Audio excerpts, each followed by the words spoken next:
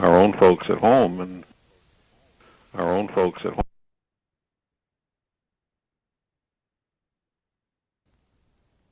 Folks at home and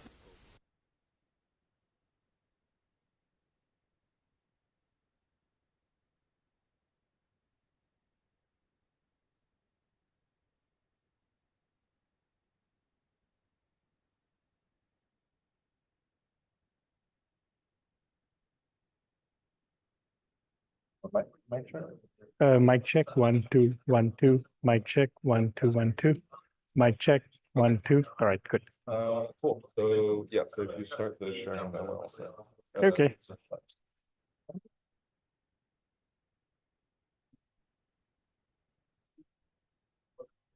All right. Mic check 1 2 3 4. Mic check 1 2.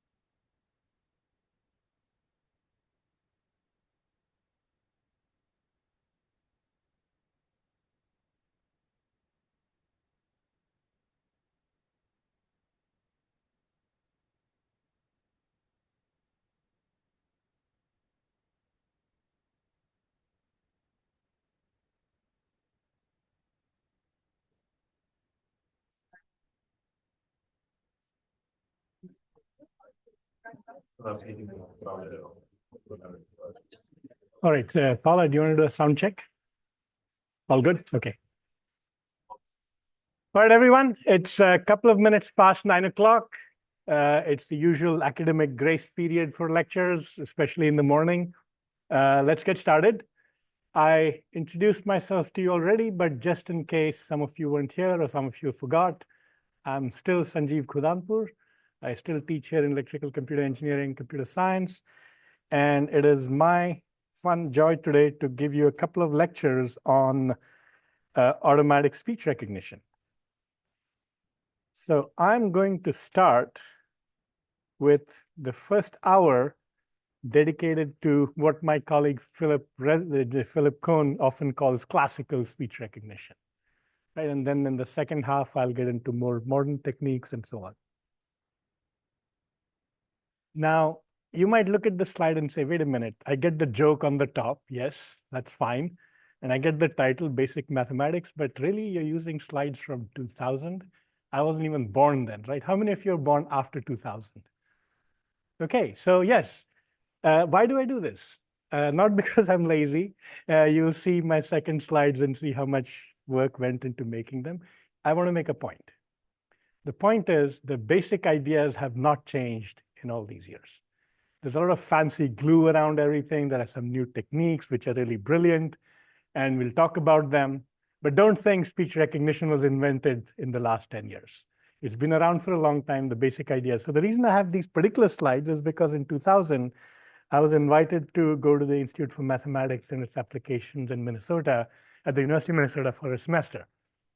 And my job there was to basically educate a bunch of math postdocs about how speech recognition, and then along with other colleagues who worked in computer vision, how all these things work, natural language processing, so that they could apply their mathematical brains to solving problems, right?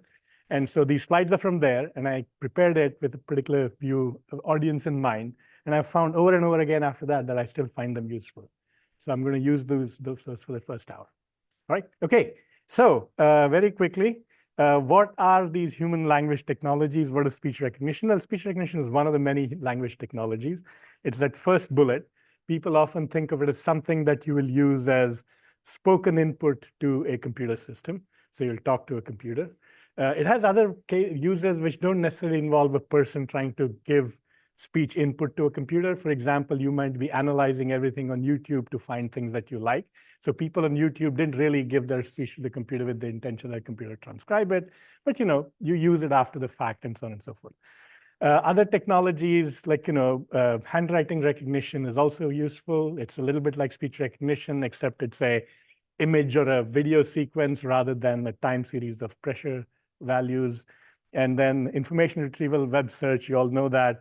Text understanding. By the way, a lot of the modern last 5 years of NLP and HLT has been about text understanding and about whether computers can make sense of text. Machine translation was very big for a while, still pretty big. How to translate from one language to another. Summarization, like you read a lot of papers. Can you give me a summary of everything you have, so on and so forth. But there are other interesting forms of summarization. How many of you go to Google and click or look for a restaurant and this little info box pops up with the opening and closing times, how busy it is, menu, right? That's a summary of the restaurant's webpage generated fully automatically. Google has sort of a template-like thing to fill it out, but the actual summary is created automatically.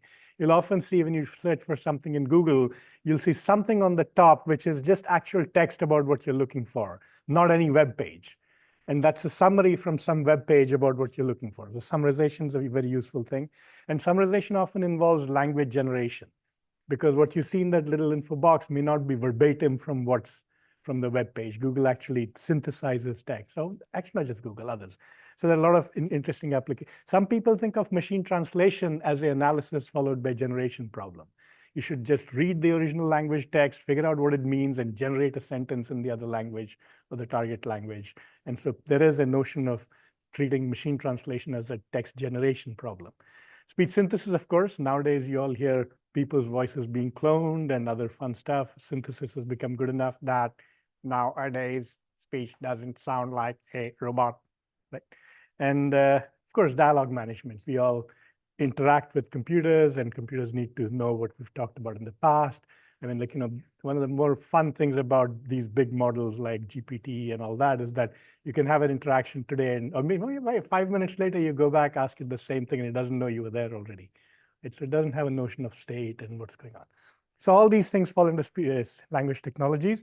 Today, we're going to focus on one of them, speech recognition. So what do you use speech recognition for? Well, when it started back in the, I'd even say, mid-80s or maybe 90s, I'm not sure. There was this whole research in what will we do with speech recognition. According to my colleague Fred Jelinek, who passed away some years ago and after whom this workshop is named, back when he went to IBM in the early 80s, I think, to work on speech recognition, IBM had this idea that, oh, they've built these powerful computers. It was called the IBM 360, I think. Probably has a little bit more power than your smartwatch, but it was at that time considered pretty powerful. Right? They said, what do we do with it? Okay, maybe the IRS will buy a couple of these big machines, and maybe the National Security Agency does cryptography. They will buy a couple. But who else will buy? Oh, wait, we have to invent applications that require a lot of computing. Let's work on speech recognition. So this is the story as I know it from Fred. I'm not sure it's fully true, but they were looking for applications that would sell more computers. But the real useful things first started happening with phone companies. So AT&T, for example, actually, let me just start this. How many of you have actually ever used a phone where you had to touch a button and make these tone sounds for something? Probably a few. These things are going out of fashion because nowadays there are better ways to do things. But it's pretty standard to have a telephone where you say, call up someplace and say, hey, I'm looking for some information. And you don't get a person. You first get this thing that says, for credit card and calling card information, press 1. For correct calls, press 2. About billing information, press 3. And you press a button, right? So AT&T used to have this big problem. And they used to say, how can we make things easier for people? So one of the first things they tried is press or say 1, press or say 3. Simple speech recognition, 10 digits, 0 through 9, and maybe people will say, oh, but there's not a whole lot more people do with it. So that was one of the applications. Another one, which again AT&T came with a little later, it was called AT&T How May I Help You? So what is this How May I Help You? Again, funny thing, AT&T at that time, by the way, was kind of a monopoly, although they had already been broken up by the FCC, and they were the baby bells, as they called them, right? And they used to have a call center. And like a big company, you don't want to give 20,000 numbers to your customers. They just gave one number, 1-800-CALL-ATT. And you call that number no matter what issue you had with AT&T. If you're a big business and you were looking to have opened a new office and wanted a private exchange and other things, you called AT&T. If you're a poor grad student who was looking at a $50 bill and saying, oh my God, this is too much, and what did I do? You want to dispute something, you call the same number. You're a shopkeeper, you call the same number. Everything. You want to make an international call the same number. You want to change your calling plan, call the same number. And what they had is about 200 people who received that call. And the first thing they asked is, AT&T, how may I help you? They said, well, I need to call my grandmother. She's in Oklahoma. I can't. Okay, what do you look at? Directory assistance. They'd just transfer you to another person who did directory assistance. That's all these 200 people did, 24/7, right? And so AT&T had some of my colleagues, Al Gorin and others, they fielded the system where when you called, the computer came up and said, AT&T, how may I help you? And the person simply said whatever they wanted to say, and this thing just did 20-way call routing. Nothing special, right? Today it sounds easy, but at that time it was quite a feat. And you can imagine if I saved you 200 jobs a year, or 3 shifts maybe, so 600, how much money do you think that is? So imagine hiring 600 people and not needing them anymore. Anyway, so that was the kind of thing that they were doing in the time. Again, to make the dialogue more interesting, this was one-off, right? You called, you said something, you got routed, it was done. Dialogue. DARPA, how many of you have heard of DARPA? DARPA is the Defense Advanced Research Projects Agency. They've been responsible for a lot of AI technology in the world. They've been funding basic science in universities and companies for decades, right? So DARPA said, hey, let's make these dialogue things real. So they funded the creation of something called the Air Travel Information System, or ATIS. So this was a set of, it was a set of tools which connected with Sabre. Sabre is the back-end airline fare information database and all that, right? Heavy-duty stuff. And on the front end, you would build an application where you could call a phone number, and book yourself a plane ticket, right? That's what it was. I want to go from Boston to Texas, Arlington tomorrow afternoon. Did you say going from Austin to Arlington? No, Boston. Okay. When do you need to go? Sometime in the afternoon. And in the back, it's like, okay, today is the 11th of June. So that's 12th of June. So that kind of stuff. So there was dialogue, very computer-directed dialogue. Where do you want to go from? Where do you want to go to? What time do you want to travel? Right? Pretty controlled. And the whole idea was how to do this well. And this technology drove, this need rather application drove the technology for a few years actually. And one of the first commercial deployments of speech recognition on the phone was actually by some airline companies. And instead of giving to the public where all sorts of chaos could happen, they gave it to their employees. A lot of employees for airlines travel for free, except that they have to go on wait lists, they have to inquire about flights. And they said, okay, use the system, eat your own dog food. So if it screws up, it screws up. You're an employee, what are you going to do? Right? So I'm joking, but yeah. So, and then later on, the second place where the airlines employed it was lost baggage inquiries. Turns out that when you lose your bags, you're so mad that you give the agent on the other end a hard time. The poor beast is just sitting there, taking your abuse, nothing they can do except look up on the computer what they can tell you. People used to quit these jobs, saying, I can't deal with all the idiots in the world. So I said, okay, talk to a computer, never gets upset. So those are the kind of things people did. Back in the late 80s, maybe even early 90s, companies thought that the killer app for speech recognition would be people not having to type anything. They would you'd write your reports by talking to your computer. You'd write memos in the office. You'd write letters to your friends, all using computers and just talking to them.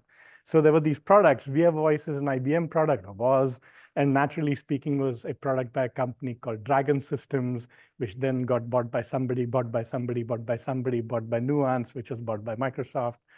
So that's the whole chain of acquisitions there. But anyway, so these things were desktop dictation systems.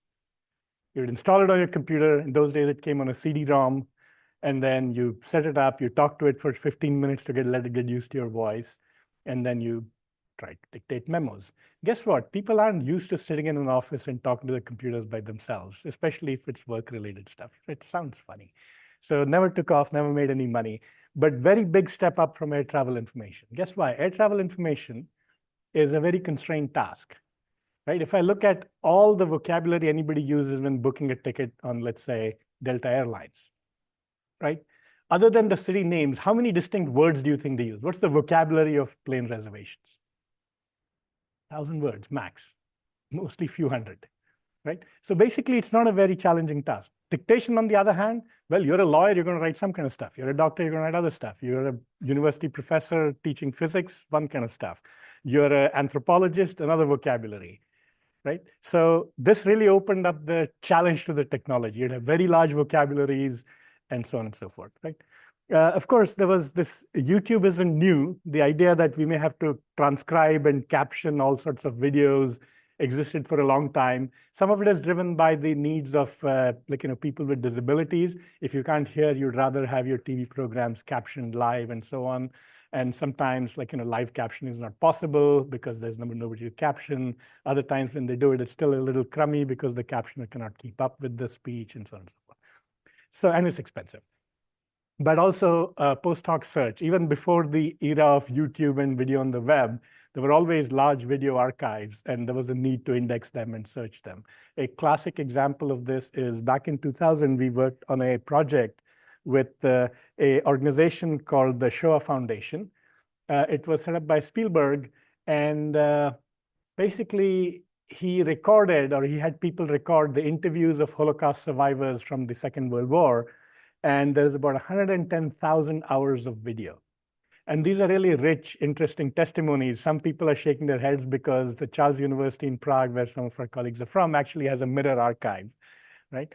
And this is of great historical value. It's of great educational value. If you want to understand how systemic oppression and pogroms work in the world, you can just listen to these testimonials and tell you all the little things that were done. Oh, they used to paint a sign on our door so everybody knew we were Jewish. Okay, all right. See, that's how it works. Oh, it's all about making sure we can provide services, but the real agenda is to mark people for like, persecution. So whatever the reasons were, you can hear that. Also, you can hear about people's, you can hear good things, how people survived, how they kept faith, how people did well, how people helped each other, right? So all those stories are in there. So those transcribing 110,000 hours is no mean feat, but if you could transcribe it automatically, you could search for it, look for things and so on. It has security applications. Already, counterterrorism, one of the things that happened after the collapse of the Soviet Union is that a lot of the national threats to the US and other countries became non-state actors. When, even today, we still have a beef with the Russians, where the Russians are. They're in the embassy, they're here, they're there, where to look for them, where to listen to them. But these non-state actors are everywhere. You never know where they're going to come from. So just to keep track of bad actors, you just have to listen to lots and lots of phone calls. And so that's a real need, a real application. And countries do it. Snowden, of course, exposed that some things are done less legally than others, and people hopefully will fix that. But the point is that this is a real need, right? And then all this, of course, is inspired by science fiction. Who all likes C-3PO?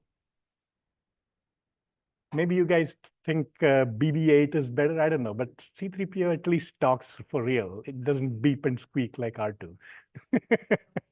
Now, R2 is cute, but speech, come on. Yeah. Right, yeah. And of course, I don't think many of you, how many of you follow Star Trek? Commander Data? No, okay. He's an android, has full language capabilities. So these are things that inspire you to think about what you could do if speech recognition got perfect one day. By the way, C-3PO is also a universal translator. He can translate speech from any language to any other language across the galaxy. I don't know how many million languages. Anyone remembers? No, okay, no diehard fans. Okay, never mind. All right, so these are things. So how, how easy or hard is the speech recognition? Well, it depends on a lot of things. This is a politician-like answer.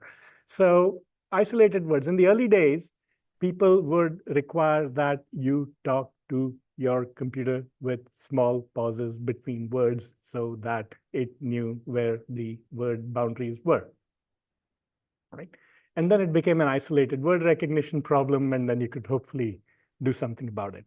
If you keep talking continuously without breaks and very fluently, and I say euthanasia, you don't know whether I'm talking about young people in India, China, Japan, or whether I'm talking about mercy killing. Right? So it's so continuous speech is harder for a number of reasons. Speaking style. News anchors make great examples of demos for speech recognition. If you want to show your stuff works, run it on Anderson Cooper or whatever. They're very eloquent and they articulate well, easy to recognize. Spontaneous speech, a little bit harder. You should listen to, we have databases of fluent conversations between people. And if two people know each other well, it's really hard to understand what they're talking about, even if you know the language, because there's so much shared context and other things going on between them. Enrollment. Known speakers are always easier.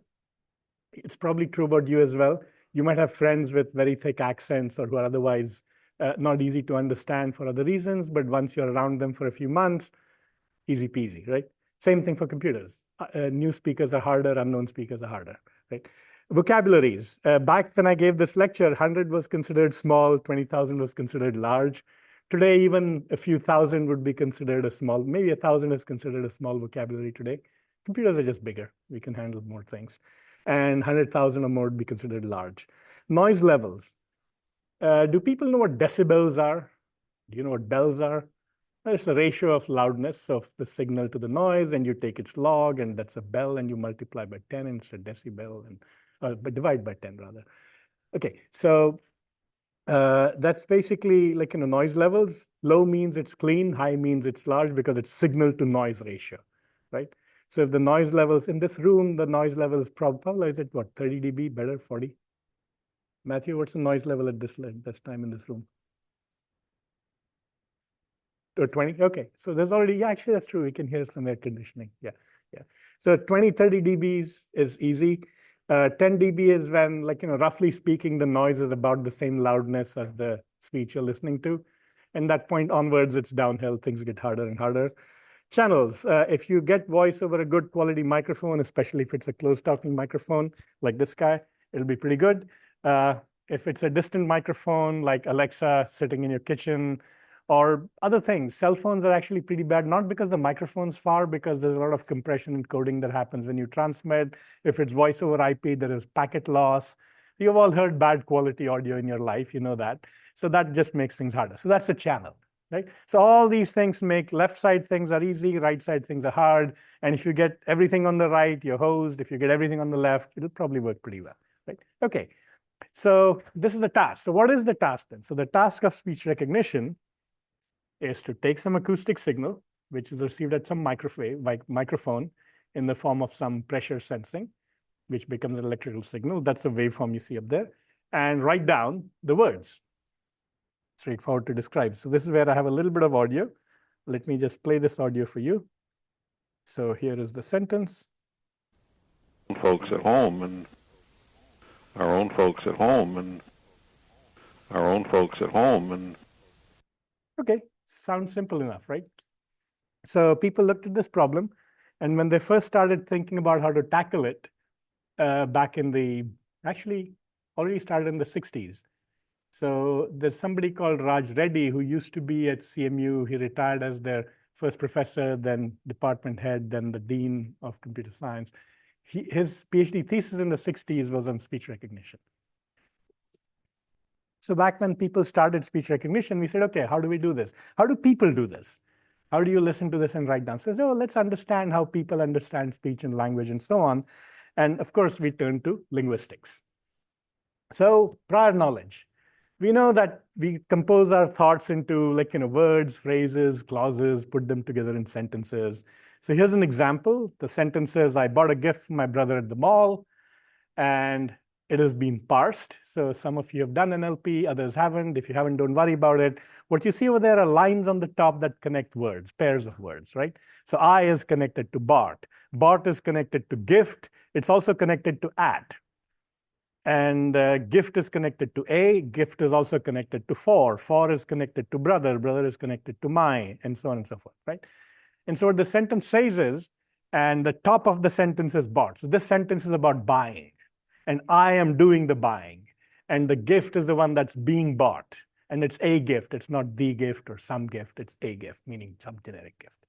And it's, well, who's the gift for? It's for my brother, right? And so on and so forth. So this is the way we think about things. So we said, okay, we should understand grammar and try to put grammar into a speech recognizer so that they understand what people are trying to do, right? So they're just trying to inject prior knowledge into the speech recognizer. This particular thing, by the way, is called a link grammar. It was cute for a while. It's a class of what's called dependency grammars. And I think you might see one of the other lectures later in this week talk about these things. Of course, these words are pronounced in certain canonical ways. So own is pronounced as O followed by N. Folks is pronounced by as followed by O followed by S. Right? So there are 4 sounds in it. And the O in own is nominally the same O as in folks. So these are phonemes. And of course, these phonemes have to be realized acoustically. And when you realize phonemes acoustically, things happen to them. So for example, the O in own is next to a nasal. So I want you guys to go ahead and make the O sound, O. And now make the N sound, N. Now go from an O to the N, O, N. So what happens is your tongue closes up your oral cavity and lets air out through your nasal cavity, right?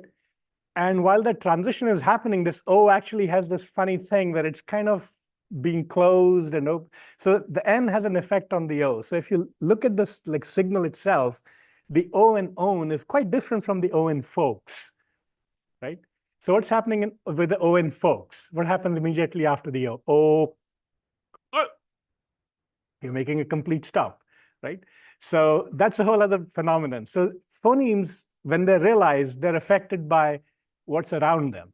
And so these things are, linguists call them allophones. They are different realizations of a phoneme. So why don't I call them 2 different symbols? Why are they both called O? Well, there's a little bit of theory and thinking behind it. So phonemes are defined as minimal units.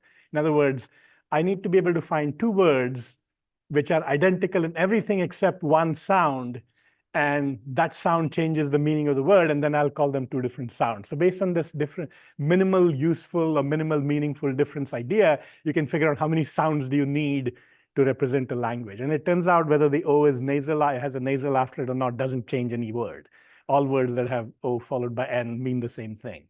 And O followed by, like, K, it doesn't, basically, it doesn't have an impact on meaning. That's why they're considered the same sound, right? So these are the kind of things that people used to do. And then, of course, how do we recognize these sounds? So there's a lot of psychoacoustics in there. So here is how people who study phonetics think about sound.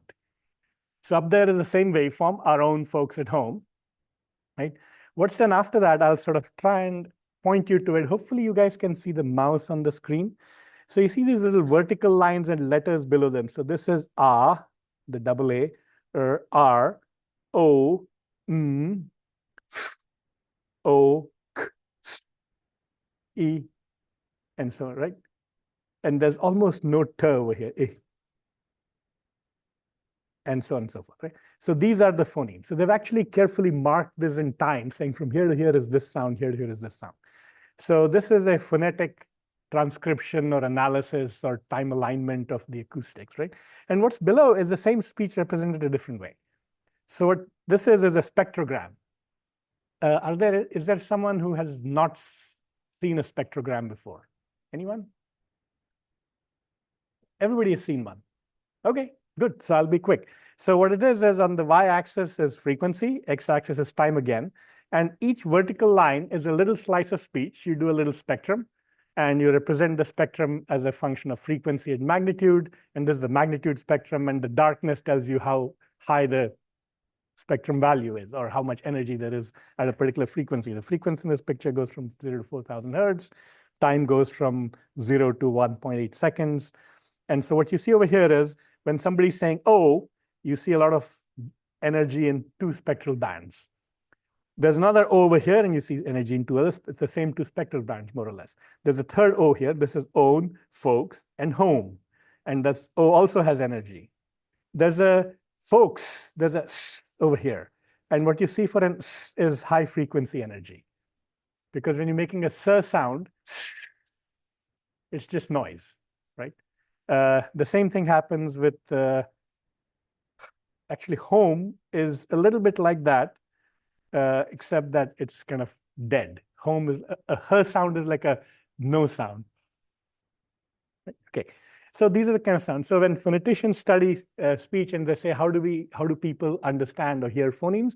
They say, oh, people pay attention to energies at certain spectral frequencies. They pay attention to certain change rates at which energies in a particular frequency is changing as a function of time and so on and so forth. So these are the kind of things. The more is known about this. So what's known, for example, is that our sensitivity to frequency change is not linear. It's much easier to tell 10 and 20 hertz apart than it is to tell 100 and 110 hertz apart, even though they're still 10 hertz apart. And then even harder to tell 1,000 and 1,010 apart, right? Roughly speaking, our ability to discriminate between nearby frequencies grows with frequency. So in other words, we can't distinguish nearby things, so you need to be further away, which means that how much energy you have at the higher frequency bands, whether it's on one or the other, doesn't matter so much, but it matters more where it is on the lower bands. In the same way, our response to loudness is not linear. If the signal magnitude or power goes up, we don't linearly perceive it to be doubly loud or half as loud. It's roughly logarithmic, or some will say cube root, doesn't matter. It's basically nonlinear, right? So taking all these things into account and the linguistics, people said, okay, let's now start building some features. So what features do we want to extract? Well, this is the kind of stuff that was done for a long time and is still done. So by using psychoacoustic studies and so on and so forth, they said, okay, this is the main part in the middle here, right? They even studied the human ear. There's an organ called the cochlea, which is like about this long, and it's coiled up inside your ear, and it's a tube. Inside that are hair cells along the tube. On the other end is the eardrum, and when it vibrates, it sets up pressure waves in the fluid in the ear, and then different hair cells vibrate or are tuned to different frequencies. Sometimes biologists refer to it as the tonotopic axis of the cochlea, right? And so you hear high frequencies by the vibration of this cell, the low frequency by the vibration of that cell, and so on and so forth, right? So that response is also logarithmic in frequency and amplitude. So based on that, they said, let's take the Fourier transform of a little bit of signal, and then bin the magnitude into a small number of bins, where the bins are narrow at the low frequencies, become wider at the high frequencies. So you take a spectrum which might have 256 or 512 values and convert it into 18 numbers, right? By just aggregating the energies and there's so many frequencies at the beginning, a little bit more, and so on. There are, by the way, these are overlapping bands. Then you take the log of that, because we know that, the ear is not sensitive to absolute energy, it's sensitive to the log of the energy. Okay, so take that. And then, of course, you do some simple decorrelation. You apply an inverse cosine or inverse Fourier transform. This is, to me, this is just a statistical trick. It has other signal processing advantages and so on. So this gives you something called a Kepster. So it's a vector, 10, 15, 20, 30, 40 dimensions, which is derived out of one slice of the spectrum in the spectrogram, right? You do this every 10 milliseconds. So you take this speech signal, which is one-dimensional pressure wave. Think of it as two-dimensional first with frequency and time, then chop it up into little slices, get 18 numbers out of each, stack up the 18 vectors, and in today's technology, you have an 18 by T tensor. That's your speech, right? Everybody happy? So we know from psychoacoustic studies that this is sort of useful enough that one should be able to transcribe speech using this as its input representation, right? So people use this, try to recognize individual phonemes. There's a corpus called TIMIT that was created. It has carefully phonetically transcribed phonemes and so on and so forth. And then people try to get the phonemes together into words and bring in grammar. So all that work was going well, not making a lot of progress, but making slow progress. And then along came a group from IBM in the early 80s and said, all this is boring. We're going to do speech recognition a different way, right? They said, we're going to treat this as a communications problem. What do you mean by that? Well, so when people think of words to speak, we'll think of it as a source that generates data, like bytes or bits, right? And we'll call the word sequence W. So boldface W is a sequence of words, right? Then the person uses their mouth and tongue and lungs and larynx and everything to produce a pressure wave. It goes through the air, it hits the listener's eardrum, and the cochlea does its thing, and some neuronal stuff comes out of the back of the ear and goes into the auditory cortex. We'll call that A. In fact, we'll use this Mel-Kepstrom vector thingies because it's already done what the ear needs to do, and we'll use that as A. And then we'll treat everything in the middle over here, the speech production, the speech perception, and all the transmission of the speech over the air. We'll treat that whole thing as a channel. And we'll say, this is like a communication system. Some bits W went in on the input, the channel did something to it, and some things A came out of the output. Now we just have to recognize what bits went into the channel. And people in communication systems have been doing this for decades, right? And in fact, some of the people who started this at IBM were information theorists, including Fred Jelinek and Lilith Bal. So they said, let's formulate it this way. My linguistic decoder needs to try and estimate what the input W was. So its output W hat is going to be the W that maximizes the posterior probability of W given A over all A's. So this notation hopefully is simple to everyone. P is a probabilistic model.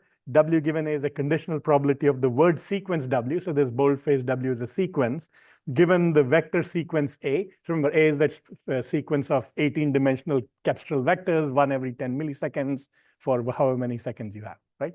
So A is that whole block of input. W is a sequence of words. And I could hypothesize every possible word sequence over there, starting from ABBA, ABBA, ABBA, ABBA to Zurich, Zurich, Zurich, Zurich, Zurich. All word sequences are allowed. And I just want to test all of them and find the W that maximizes this posterior probability, right?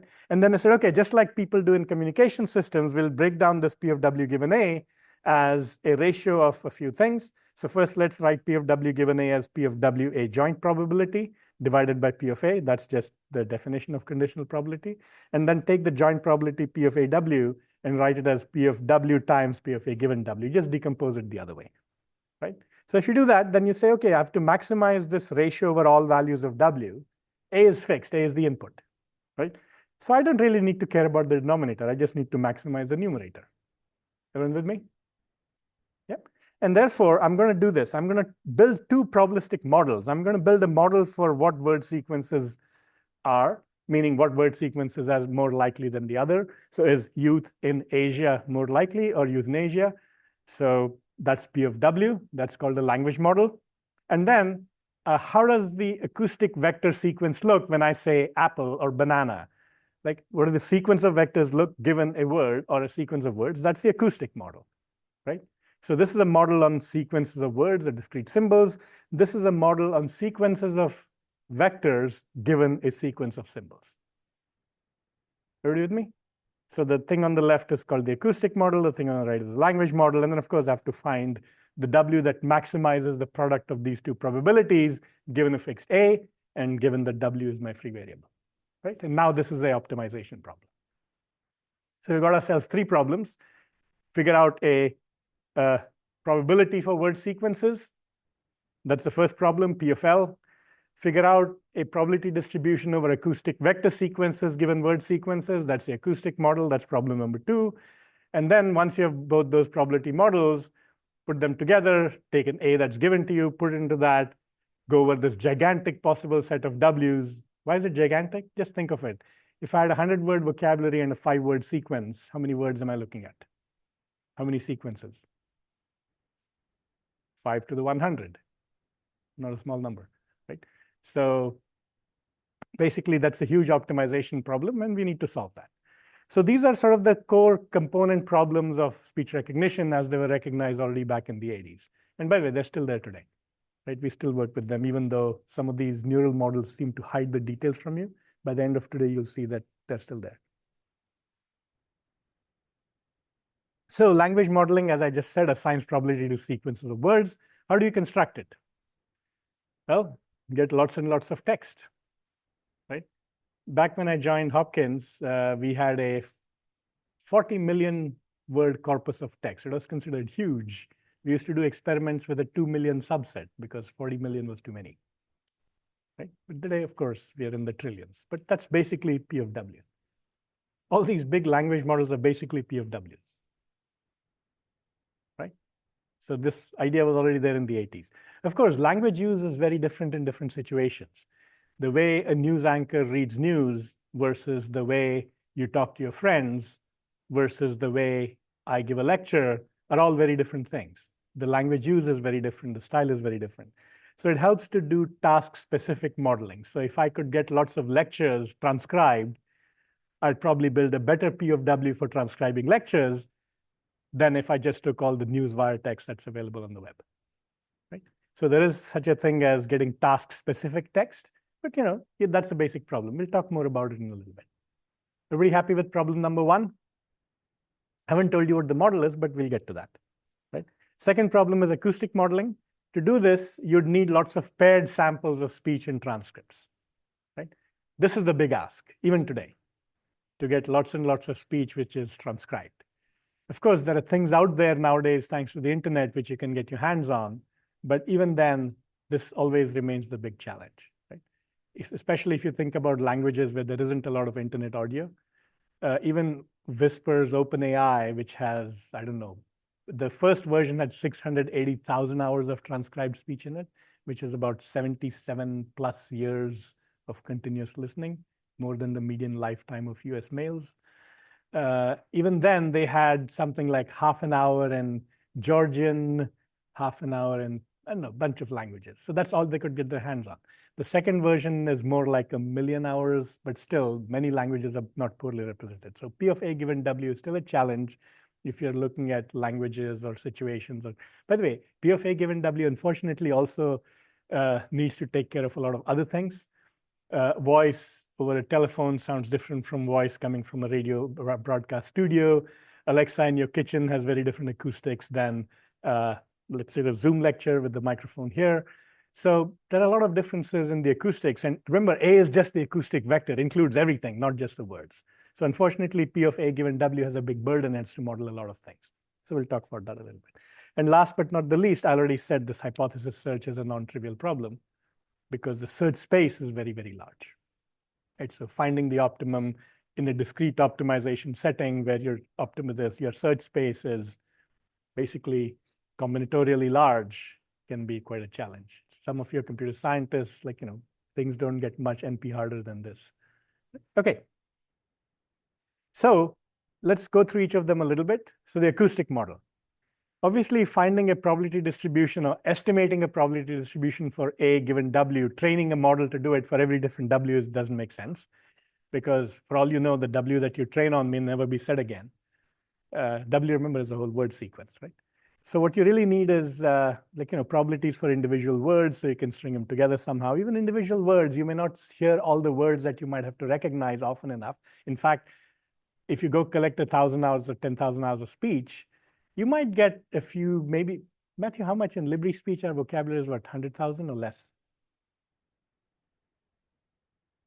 Yeah, so English has much more than 100,000 words, but even 1,000 hours of English, you only get 100 words, which means many, many, many words in English are not seen in the 1,000 hours that you collected and transcribed. So how much further are you going to go? So you can't cover all words either.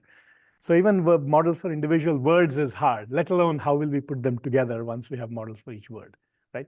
Remember, because I said words don't appear in isolation. When you speak fluently, there's co-articulation that goes on between words. So having enough examples of going and enough examples of to never will give you a model for going to or gonna, right? So there are all sorts of stuff that happens. So you really need lots of data. So words are not enough. Okay, how about phonemes? Now we're getting somewhere, because the number of phonemes in the language is finite, usually of the order of 100, even less, 50, right?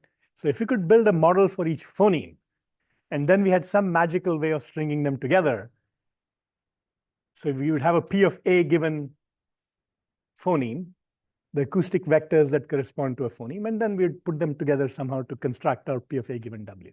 So this is the learning problem. So let's try and do it that way. That was the initial idea. And the models that were proposed are called hidden Markov models. So here's a quick picture. So if the word sequence was and, our only, then I could write it down in its phonemes as a sequence a, de, a, o, e, right? So that's the phoneme sequence. And I'd replace each phoneme with a model that's a model for the acoustic vector that gets observed when somebody tries to say a or or r. And so the little things over there, I'll tell you in a minute what they are. What they're showing you is the temporal evolution of the words. So you might say for several frames. So you run around that little blue machine, and each arrow or loop in that machine corresponds to generating one frame of that acoustic vector. Remember the spectrogram, it has 18-dimensional vectors, 500 of them. So if I said and, our only, so the produces the first frame, maybe even the second frame, maybe the third frame, and so on and so forth. And then at some point, you transition to the pink part, and you start producing the hour, and so on and so forth, right? So this is a basic hidden Markov model. So what it is it's comprised of these. So let's focus on the variables first. So you define a set of variables called S. S are called states. So think of S as phonemes, or think of them as pieces of a phoneme. The beginning of an a, the middle of an a, the end of an a, the beginning of a de, middle of the de, end of the de, beginning of a t, middle of a t, end of a t. So each of them is a state. So this little s can take a value. Let's say you had 50 phonemes, and each phoneme had 3 pieces. So 150 values that s can take, right? And P of st given st minus 1 simply says, if you're in the middle of saying a t, the first part of a t at this time, what is the probability that you'd still be saying the first part of the t? What's the probability you'd be saying the second part of the t? What's the probability you'd be saying something else, right? So that's the transition probability. That's P of st given st minus 1.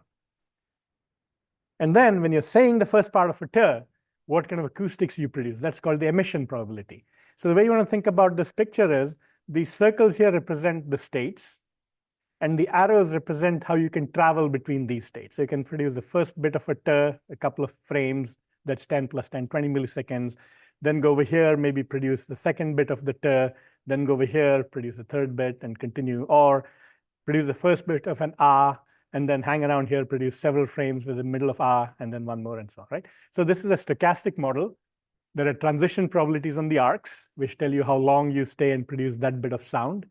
And there are emission probabilities, which say when you're producing that sound, what does that 18-dimensional vector look like? Right? That's the acoustic model. And then there's a mathematical expression there which says this is the definition, or this is the assumption about how this model works. Namely, that the successive states you have a Markov process, you simply say where I go next depends only on where I was before, not on how long I was there. So whether I finish my and continue to say the of and, the n of and, doesn't depend on how long I've said I. I might stay longer or I might leave early. I don't care how long I've said I. That's a silly assumption, but it's okay. It's mainly for computational reasons, right? So we do that. So this is the hidden Markov model. And this product over time going I going 1 through n gives you the total probability of an n-length sequence of acoustics jointly with the underlying state sequence, which corresponds to what's being said. So state sequence itself is also n-length long, but the boldface S, the values it takes depends on what's being said. So the words being spoken tell you what kind of boldface S sequences are legitimate that correspond to words and so on and so forth. So this is the HMM. So there are several issues that come up, and there's a reason why people like HMMs. One of them is, what if I wanted to compute the probability of A given W? Remember, this is my probability calculation for the acoustic model, right? So to compute P of A given W, now remember, W is going to be R only something. So there are going to be phonemes. There's going to be this composition. By the way, the first thing you notice is that the nice thing about HMMs is if I have a HMM for every phoneme, I can string together an HMM for a word simply by stringing together the HMMs of phonemes. I can string together HMM for a sentence by stringing together the HMMs of the words. And so this compositional nature of HMMs is very likely. The big thing is still an HMM. It's still a state machine whose states are still the same set of states, and you go through them temporally and so on. Everybody okay with this? All right. So the first problem is, how do you compute the probability of the acoustics given just the word sequence? What do you mean just the word sequence? Well, I didn't tell you S. I didn't tell you how long I dwelt in the first phoneme and the second phoneme and the third phoneme and so on. I just told you these words are spoken. So I could go through the phonemes initially very quickly and then dwell a long time on the later phonemes, or I could go slowly through the first part and quickly finish with the second part and so on and so forth. Right? So all those things are possible. So that's what is there in boldface S. Boldface S says, how are you pacing through the parts of the words, right? And there are many ways to pace through the parts of the word sequence from beginning to end. And all those are possible S's, right? And you have to sum over all of them. So if you think of P of A given W, the probability of the acoustics observed given the word hypothesis W, I can write it as the joint probability of the acoustics and the state sequence, the state alignment given W, and I have to sum out this variable. So if I have P of A given C, I can compute it as P of AB given C by summing out all the B's, right? So that's what's happening. Now the sum, on the other hand, is interesting because this product, I just copied this from the previous page, right? It's probably A given S times ST given ST minus 1, where the state sequences all obey or respect the fact that the word sequence is W. So if I'm starting the second part of a, I'm not going to go to somewhere else. I'm either going to stay or produce the third part of the A. After the A, if the word is and, I'm going to go to the first state of N, not to some other thing, right? So that's what S is. S is constrained by W. There are, of course, exponentially many sequences. Because if there are, like I said, 100 states, and if there are 500 frames in the utterance, that's 100 to the 500, or 10 to the 1,000 possible state sequences. So the sum is non-trivial. However, there's a nice dynamic program to do it, and later in the second lecture, we'll go through that dynamic program, right? It's called the forward-backward algorithm. In fact, just one part of it, the forward part, does most of all the work for you, right? So this is why people like HMM. There's a nice dynamic program to solve this otherwise hairy problem, right? Good. Second, nobody gives us these probabilities, right? We have to come up with them. How do we come up with them? So how do you come up with the probability of a die coming up 3? How would you do it in real life? Deva? You'd roll the die a few times and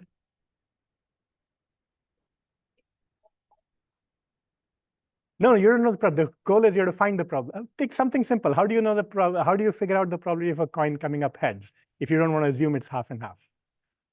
A bunch of trials. You flip it and you count and take the ratios, right? Same thing. So if somebody gave me lots of state sequences, I said, this is exactly how long I was in the first part of an A, and the second part and the third part, this is how long I'd just count. After being in every state, how often do I go to the next state? What is its frequency? And just tally it up, and that would be my model, right? But it's hard enough transcribing speech in words. If I tell you transcribe it in phonemes and give me that little frame by frame value of which part of which phoneme I was in at every frame. Not only is it hard, we actually done it. And it costs about $1 a phoneme. And you speak about 2.5 words a minute, 4 phonemes a word, so 10 phonemes a second, sorry. So that's about $10 a second. So an hour of speech costs $36,000 to transcribe at that level of detail, right? So it's very hard. Luckily, people don't have to give you that. If they give you only word level sequences, there's a funny little algorithm. It's called the Baum-Welch algorithm. I won't go into too many details of this, even in the second part. All I'll tell you is a little bit about how it works. It's an instance of what's called the expectation maximization technique, right? So what you do is the following. You say, let me assume some alignment, doesn't matter what. Equal spacing, boom, boom, boom, boom, boom, done. Based on that, let me just estimate what these emission probabilities are, what these transition probabilities are, right? Once I've got those, based on that, I'll figure out what the best alignment is. Wait a minute. You started with assuming what the alignment was. Yeah, that's okay. I just started with something. I'll estimate my probability because once I give you the alignments, you can compute P of A given ST, P of ST given ST minus 1, because I've exactly told you which state you were in at every time frame. But once you get a model, you'll see in a minute, you can figure out what the most likely alignment was. Do it again. You don't even have to make a hard decision about what most likely alignment was. You can say, what's the probability of this alignment versus that alignment? That's the expectation part. So there's clever technique of iterating between knowing the alignment and computing the model parameters, namely the probabilities, or knowing the probabilities and computing the alignments and so on. If you go back and forth between them, you actually can show that this process converges to some meaningful model. Meaningful in the sense of likelihood, right? It's a good fit to the acoustics and the word transcripts that you've given. There's another reason people like HMMs. You don't have to have these detailed phoneme level alignments. You can just take word transcripts, be done with it, and train. Right? All good? So what is this business about finding the most likely sequence? Actually, this is a third computational thing with HMMs, which has a nice solution. So I said, let's find the most likely alignment, right? So if I want to find the W that, let's take a special case where you say we don't even have a language model. Let's say all word sequences are equally likely. How can I find the W that maximizes P of A given W once I give you a particular A, right? So I have to do this max over W of these probabilities. So remember, a particular word has a particular state sequence, a set of admissible state sequences. And with all those state sequences, I want to find out this probability. This, by the way, I've gone to string notation. So this boldface S is a whole sequence of states. And so this is the product of all the STs given ST minus 1. This is the product of all the ATs given STs. And this is the sum outside of that, right? So now I'm saying after sum over many, many possible alignment sequences, the sum of these two probability values. So the analogy to this is to think about a relay race, right? Who's the fastest relay team in the world? So you have each individual runner, and you add up all their times, and that's the time for your team. But to first approximation, the fastest runner determines the winner of the relay. So if you just take the maximum value in the sum, it's a good approximation to the maximizer of the sum itself. Not the value. The value of the maximum, of course, is just one of many, many elements. So the value of the maximum in the terms of that sum is not a good approximation for the sum.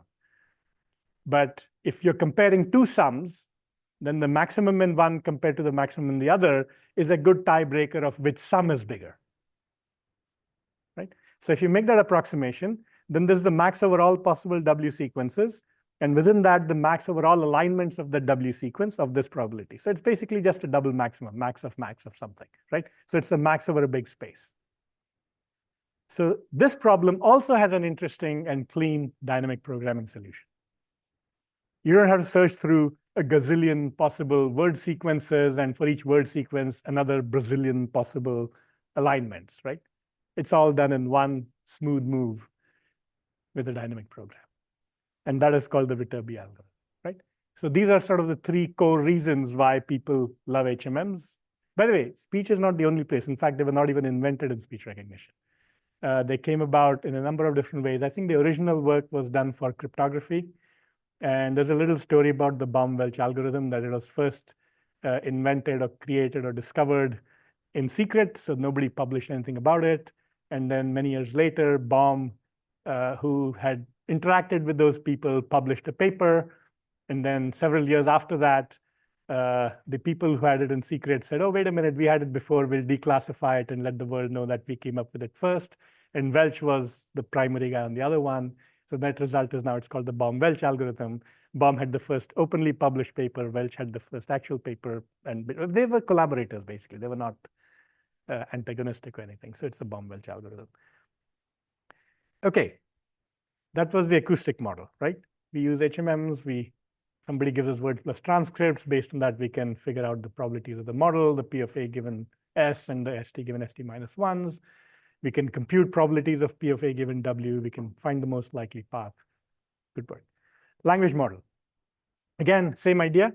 You say, how do I find the probability of a word sequence? Well, to first approximation, I can say, again, use a Markov assumption. Assume that the probability of the Tth word, first of all, the probability of word sequences can be decomposed. Probability of W1, W2, Wn, like Kevin told you yesterday, is P of W1 times P of W2 given W1, 3 given 1 and 2, 4 given 1, 2, and 3. And then you truncate your histories. Yeah, things really don't depend on words way far back. Let's stop after 2, for example. You can stop after 3, 4, some n, right? If you do that, you get a Markov approximation to the actual probability, and that's your P of L. And these are often called n-gram models. N is the number of words in this formula, right? So this is a trigram model, depends on the last 2 words. A bigram would depend on just the previous word. A 4-gram would depend on the last 3 words, and so on. And how do you estimate these particular probabilities? Well, again, counting. If you want to know the probability of dinosaur following the big purple, right? The big purple dinosaur. You go to a corpus, you find all instances of the 4-gram the big purple dinosaur. And while you're doing it, you also count how many times you simply see the big purple. And you take the ratio of the 2. That's the probability of dinosaur given the big purple. Okay, how many of you know the big purple dinosaur? Do you want to sing a song? No, sorry, I don't mean it. This is Barney.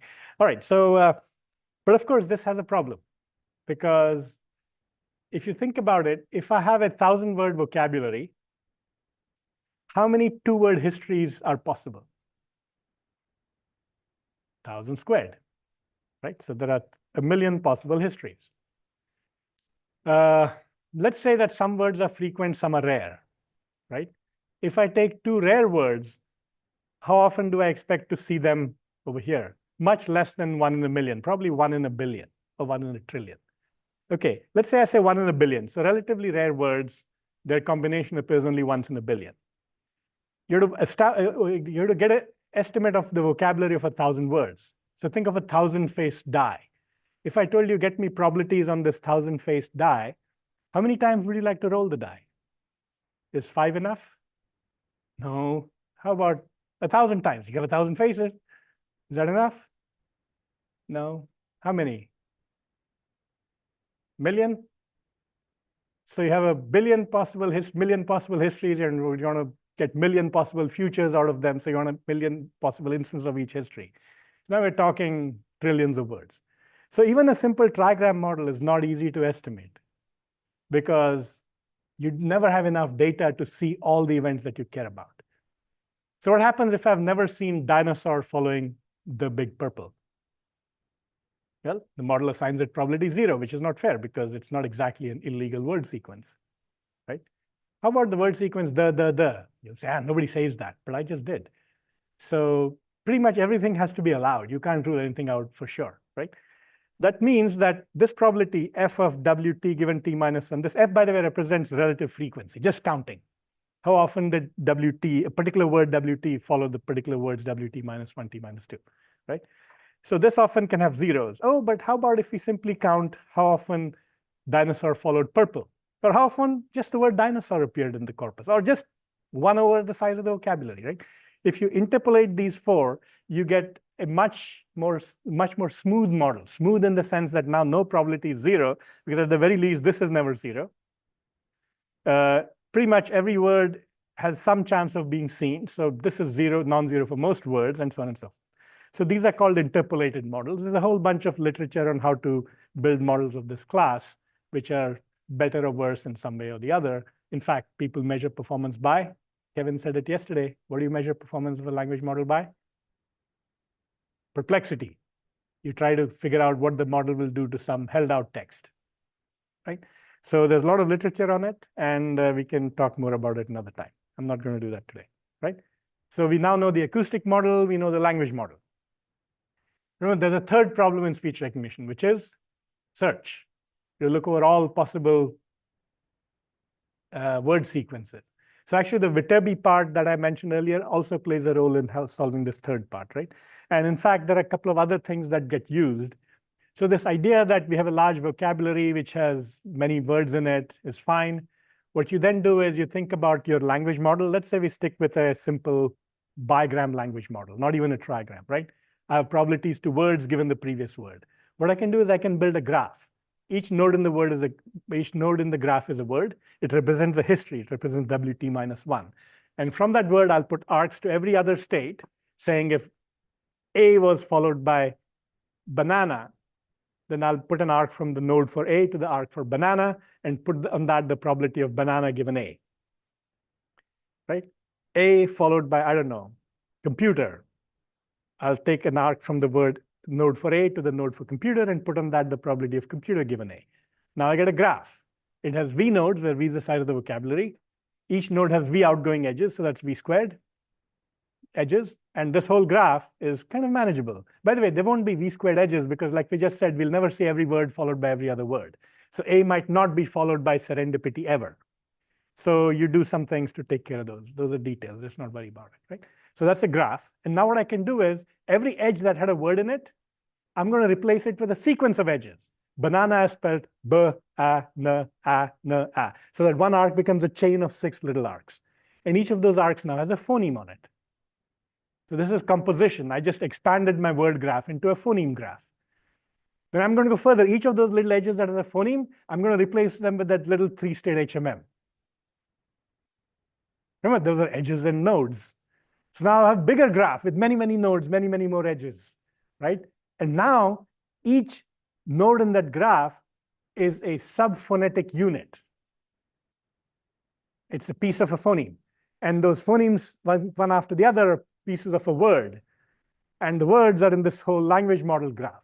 So this big, gigantic graph that I get, you can think about it as something called a finite state acceptor, right? These are just other formalisms. I won't get into them today, but just think of it as a big graph with nodes and edges, where nodes have the significance of, like, signifying pieces of phonemes or pieces of words or sequences of words.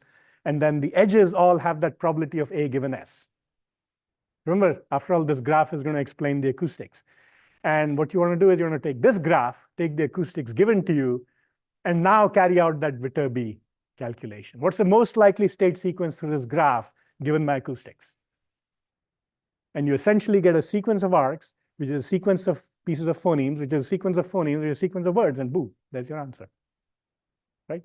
So that is what happens with all these finite state techniques, right?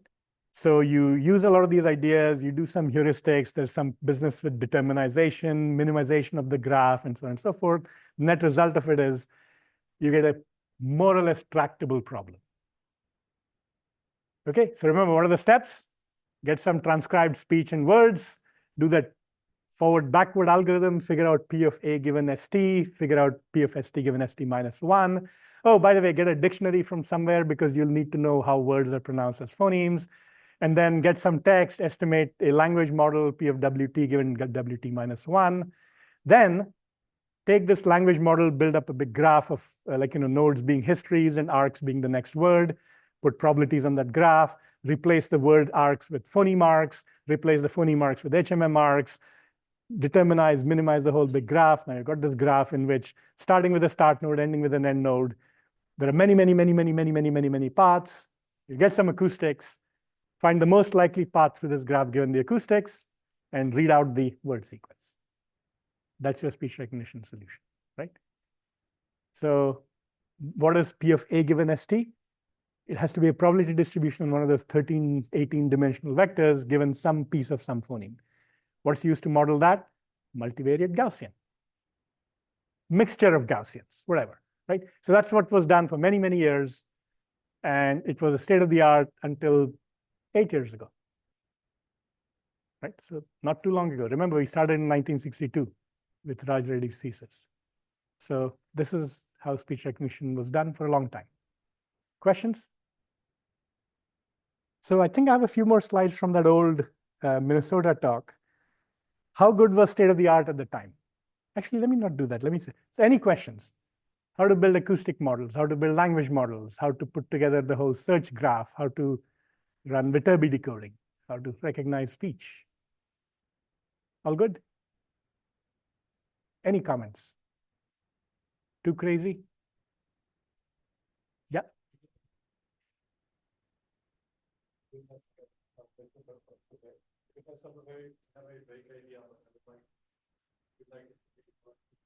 Okay.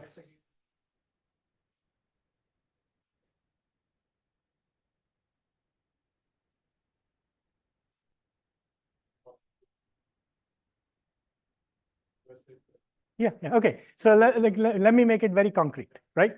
So let's take this formula over here. Let's deal with a simple language model because we don't want to get too complicated, right? Let's even forget this trigram and bigram part. Let's just say we have a unigram model that assigns probabilities to individual words based purely on relative frequency. I take my corpus, I count, and the probability of a word is number of times appeared in my corpus divided by the length of my corpus, right?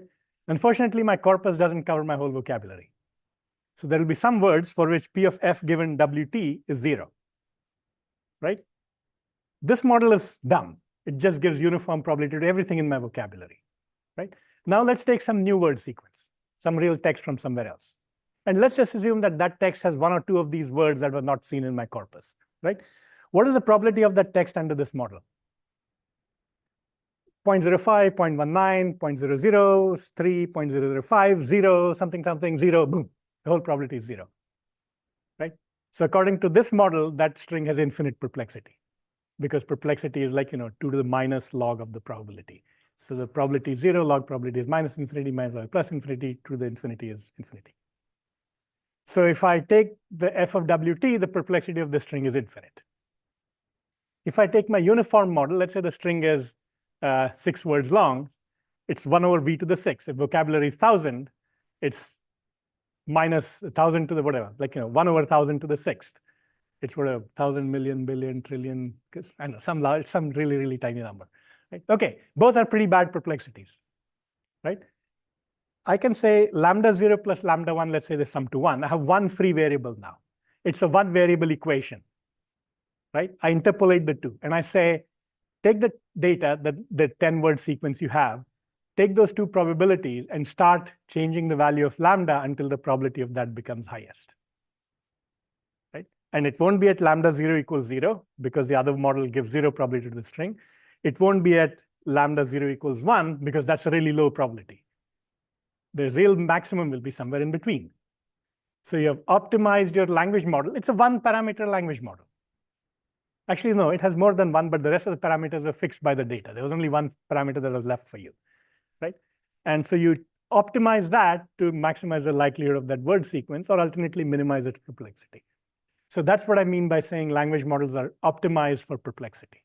You can do it with this big model. Now it has 4 parameters. There are models with thousands of parameters. Your recurrent neural net has millions of parameters, but the game is the same. You maximize the likelihood of some held out data. Right. Okay, all good? Any other questions? All right, so let me quickly tell you what the state of the art was, and then we'll take a break. So back in 2000, when I gave this lecture, touch-tone menus worked almost perfectly. You could just say 1, 2, 3, 4, 0, 9, whatever, and it got it. Call classification, I put a little asterisk over there because people said 90, 95% because that's what seemed reasonable. But it turns out in hindsight that AT&T would never give us a number, by the way. They wouldn't publish what their accuracy was. They just said call classification accuracy was better than human operators. Part of the reason being a human operator listens to you, thinks for about half a second and then says, okay, you must want this, and puts you somewhere, right? Computers are much more cold-blooded that way. Like, okay, he said this word, didn't say that word. Probability 0.7 this, 0.3 that. Okay, I'm going to send him over there. Or 0.53 this one, 0.44 that one over here, right? So computers end up doing better. Interactive voice response systems. These we did get from the ATIS program. We got numbers. And you could have an almost seamless travel booking experience at 90% accuracy. Of course, you could do it only when the computer was in charge. It would be like, so Paula, where do I want, like, Paula, I want to go to, where do you want to go? I want to go see my parents, but I want to go to, no, where do you want to go? Oh, okay, Athens. All right, when do you want to go? I don't know, maybe I should go after, no, when do you want to go? The first week of August, no, which day in August? 3rd, okay, fine, August 3rd. So when the computer's in the driving seat at 90% accuracy, you have a great experience. But of course, like, these things didn't last very long. No, but they were pretty accurate because the vocabulary, remember, of these things is small. Desktop dictation, IBM, VIA Voice, naturally speaking, towards the end of their existence, they were pretty good. Part of it is they trained on your voice. When you bought them, you installed them, you first had to read to them about 15 minutes or so. And they recorded your voice, figured out the patterns, did some adaptation, and so on and so forth. Broadcast news, even then, we used to transcribe at about 80–85% accuracy. Conversational speech was pretty bad. We were at about 65% accuracy, 30–35% word error rate. Universal voice interfaces are still too far away, right? That's where we were. So what are the big problems? Some of the problems, by the way, this is current as of 2000, right? Some of them were that these language models didn't have any syntax, they had this boring Markov nature. So we said, oh, we should be able to get something by putting language back into language modeling. Some syntax, some long-range dependence, and so on and so forth, right? This is still a problem today. Even the best language models today have only so much of long-range dependence. They lose track of what you're talking about. And I don't mean to sort of bore you with funny examples of GPT-4 or Llama. You can very quickly get them to go off track and forget what you're talking about, right? Okay, different scale of the problem. Here we're talking about not looking more than 3 words. Now we're talking not looking more than 300 words. The problem's still there. Pronunciations. A lot of the early work was done with native speakers of English or German or Japanese or what have you, French, right? Non-native speakers are always a problem. People who had any speaking disabilities or children. Today, Paula's big beef is speech recognition doesn't work for children. So that's partly because children pronounce things differently. They have a different cadence, all sorts of things. Acoustic model robustness, still a problem today, even today. Even somebody who makes devices like Alexa or Siri, HomePod, they say, hey, we need more research on speech. Microsoft is having a challenge, which we are helping them run. What is it called? Not so far challenge. So basically, it's speech recognition when the microphone is not so far. It's far, but not so far. There's still a problem today, acoustic conditions, right? All these are issues. Hypothesis search, like, real time is still an issue. We're getting better and better. Here, we probably made the most progress, partly because of GPUs and just like, between 2000 and 2024, the computing infrastructure is like, 3 orders of magnitude faster. So what used to be 100 times slower than real time, meaning 100 seconds to recognize a second of speech, is now 10 times faster than real time. And that advance is nothing due to us researchers in this room. It's all due to people somewhere else who just made chips faster and memories bigger and so on and so forth. Right? So let me stop here. Well, I have a few examples, but I'll play them later. So let me do this. Let me take a break here, 15 minutes, and we'll resume at 10:30 and go over the second part. I'll just put up the title so that you can see what the second part of the talk is. It's neural methods in speech recognition. All right. Okay. So any last questions before we break? John, you can get going. No worries. Questions? No? Yep. Did I hear a question? No? Okay. All right. Okay. Let's take a break. We'll resume in 15 minutes, and we'll do neural methods.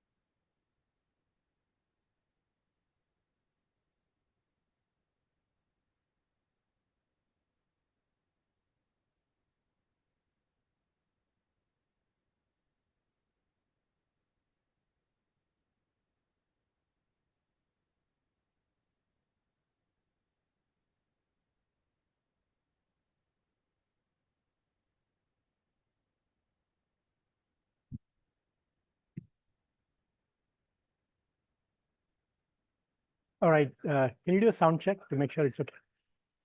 All right.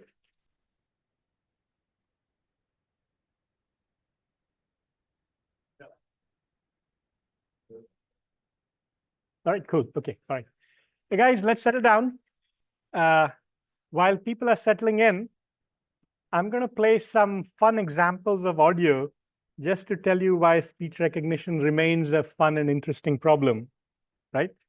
So the first one is just to show you how spontaneous speech is different from, like, well-articulated speech. And this is actually an easy example. Things get much harder than this. So let's listen to this one. Would it be something to have a World Series between? Yeah. So the guy is saying, wouldn't it be something to have a World Series between? Like, he's talking probably about there was a Subway World Series where two New York teams are up against each other, some of that, right? So he's saying, wouldn't it be something to have a World Series between, right? So you can listen to how he says between. Better still, listen to how he says wouldn't, the not part of wouldn't. So the not of wouldn't and the be part of between. So listen to this one. Would it be something to have a World Series between? Who heard the not? Who heard the be in between? Okay, let's try it again. Would it be something to have a World Series between? Would it be something to have a World Series between? So, people talk in all sorts of fun ways. They're completely understandable, no problem. So remember I said we paid $1 a phone, $10 a second or something for transcribing speech. This was a corpus, we paid $100,000, so we got a few hours of speech. And by the way, it was transcribed by Stephanie Shattuck-Huffnagel at MIT. I know a couple of you at MIT, so her lab did the transcription. Anyway, so no, actually, this one was Berkeley. This was John Ohala and company at ICSI. All right, anyway. So what we found is if you write down the words that people said, if you go to a dictionary and write down the phoneme sequence that they're supposed to say, and if you actually listen or compare it with what they actually said, the agreement is about 67%. That means a third of our phonemes are wrong, quote unquote wrong, right? And that's how normal people speak. It's totally understandable, no problem, right? So these are kind of things. So then there are other effects, and to show that, I'll have to go further out in this. Let me see how I can move through this quickly. So by the way, I'll play the first bit to tell you what this is. So the following tape contains one example from each of the 17 in the SRI spontaneous speech corpus. Okay, so what he's saying is the following tape contains examples of speech from the SRI spontaneous speech corpus, right? This is my colleague Mitch Weintraub. I recognize his voice even after 20 years. So what it is they got a bunch of people to speak spontaneously, and then they transcribed that speech carefully, and then they gave it back to them and said, hey, we want you to do two things. One, read your transcript back as if you're telling it to a computer. And two, try to be as spontaneous as possible. Try to be like you. They didn't give them the audio of what they did before. They said, speak the way you normally speak and try to say exactly these words, right? So what you're going to hear is you're going to first hear the computer-directed version. Then you hear the play-acted version. And then you hear the original, right? And I just wanted to listen. No, nothing to look for. Just see how people talk and think about how people talk to a computer versus act based on a script. They're not being spontaneous. They're acting, but they're trying their best, and how they actually are, right? And so here's some fun stuff to listen to. For time, but not a whole lot where I'm competing against anybody. Just something where I'm for time, but not a whole lot where I'm competing against any. Just something where I'm for time, but not a whole lot where I'm competing against anybody. Just something where I'm. So you can see here the difference. Like it's just gets sloppier. The timing is different. The amplitude is different. All sorts of things change. The next one's a fun one. This is a person who talks somewhat fast. I've just been to Mexico, but quite a few times because I grew up in Southern California, so we'd go down there a lot. But my sister's been down all the way through Mexico and into Guatemala even, which she really liked, but she speaks Spanish really well. So this is her reading. I've just been to Mexico, but quite a few times because I grew up in Southern California, so we'd go down there a lot. But my sister's been down all the way through Mexico and into Guatemala even, which she really liked, but she speaks Spanish really well. That was trying to be natural, and this was the original take. I've just been to Mexico, but quite a few times because I grew up in Southern California, so we'd go down there a lot. But my sister's been down all the way through Mexico and into Guatemala even, which she really liked, but she speaks Spanish really well. You can see she really likes, yeah, which she really likes. Yes, okay. So this is what makes spontaneous speech much harder. And there are some absurd claims out there, and you should not believe them at face value. So Microsoft several years ago announced that they could do speech transcription better than humans. What they did is they took some speech corpus which had been in existence for about 25 years and on which they'd been working for 25 years, a fixed test set, which had been transcribed by humans and which had been retranscribed by other humans carefully. And when the two humans were compared, they were about 5.5% apart. So they said human accuracy or error rate on this corpus is 5.5. And then after 25 years of work on that one test set, they got an error rate of 5%. And so they declared they can do superhuman speech recognition. That same system on a different test set is probably over 15% error rate, maybe 20, right? So yeah, it's good to get your story in the New York Times, right? Oh, by the way, IBM came back and said, no, you're wrong. We had humans transcribe it carefully, and our humans are only 4.5% error rate. So no, you haven't got human error. In other words, wrong argument, right? Okay, but the point is that speech can be quite hard even for humans. And in fact, there are some weird instances when machines do better. But be that as it may, we are nowhere near human level speech transcription in pretty much anything, right? So take that as a pinch of salt. We've become very, very good, by the way, but not as good as humans. So I'll play you something else, which is indicative of this is indicative of dialect and other differences. So this tape comes to me. The previous one came from SRI. This one is from a colleague who passed away some years ago, Bill Labov, used to be at Penn. He was a social linguist. And one of the things he used to do is study language change over time and over geography. And he has a website, or used to have a website, I think it's still up, called the Phonological Atlas of North America. So he divides the US not by political boundaries, but by phonetic boundaries about how people speak. And he was the Henry Higgins of our time, right?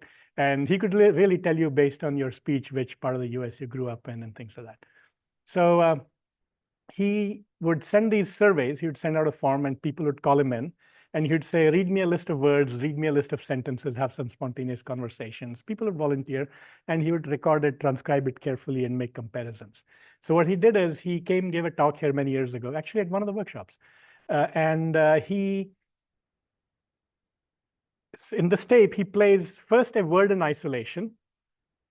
Then he plays the word with a little bit of context, and then he plays the whole utterance. And I want you to listen to the word, and as soon as you hear it the first time, form a hypothesis of what the word is, and then keep listening to it. All right? Okay, here we go. Black. Living on one black. Living on one black. Old senior citizens living on one black. All right? Okay, so that's normal people like you and me speaking.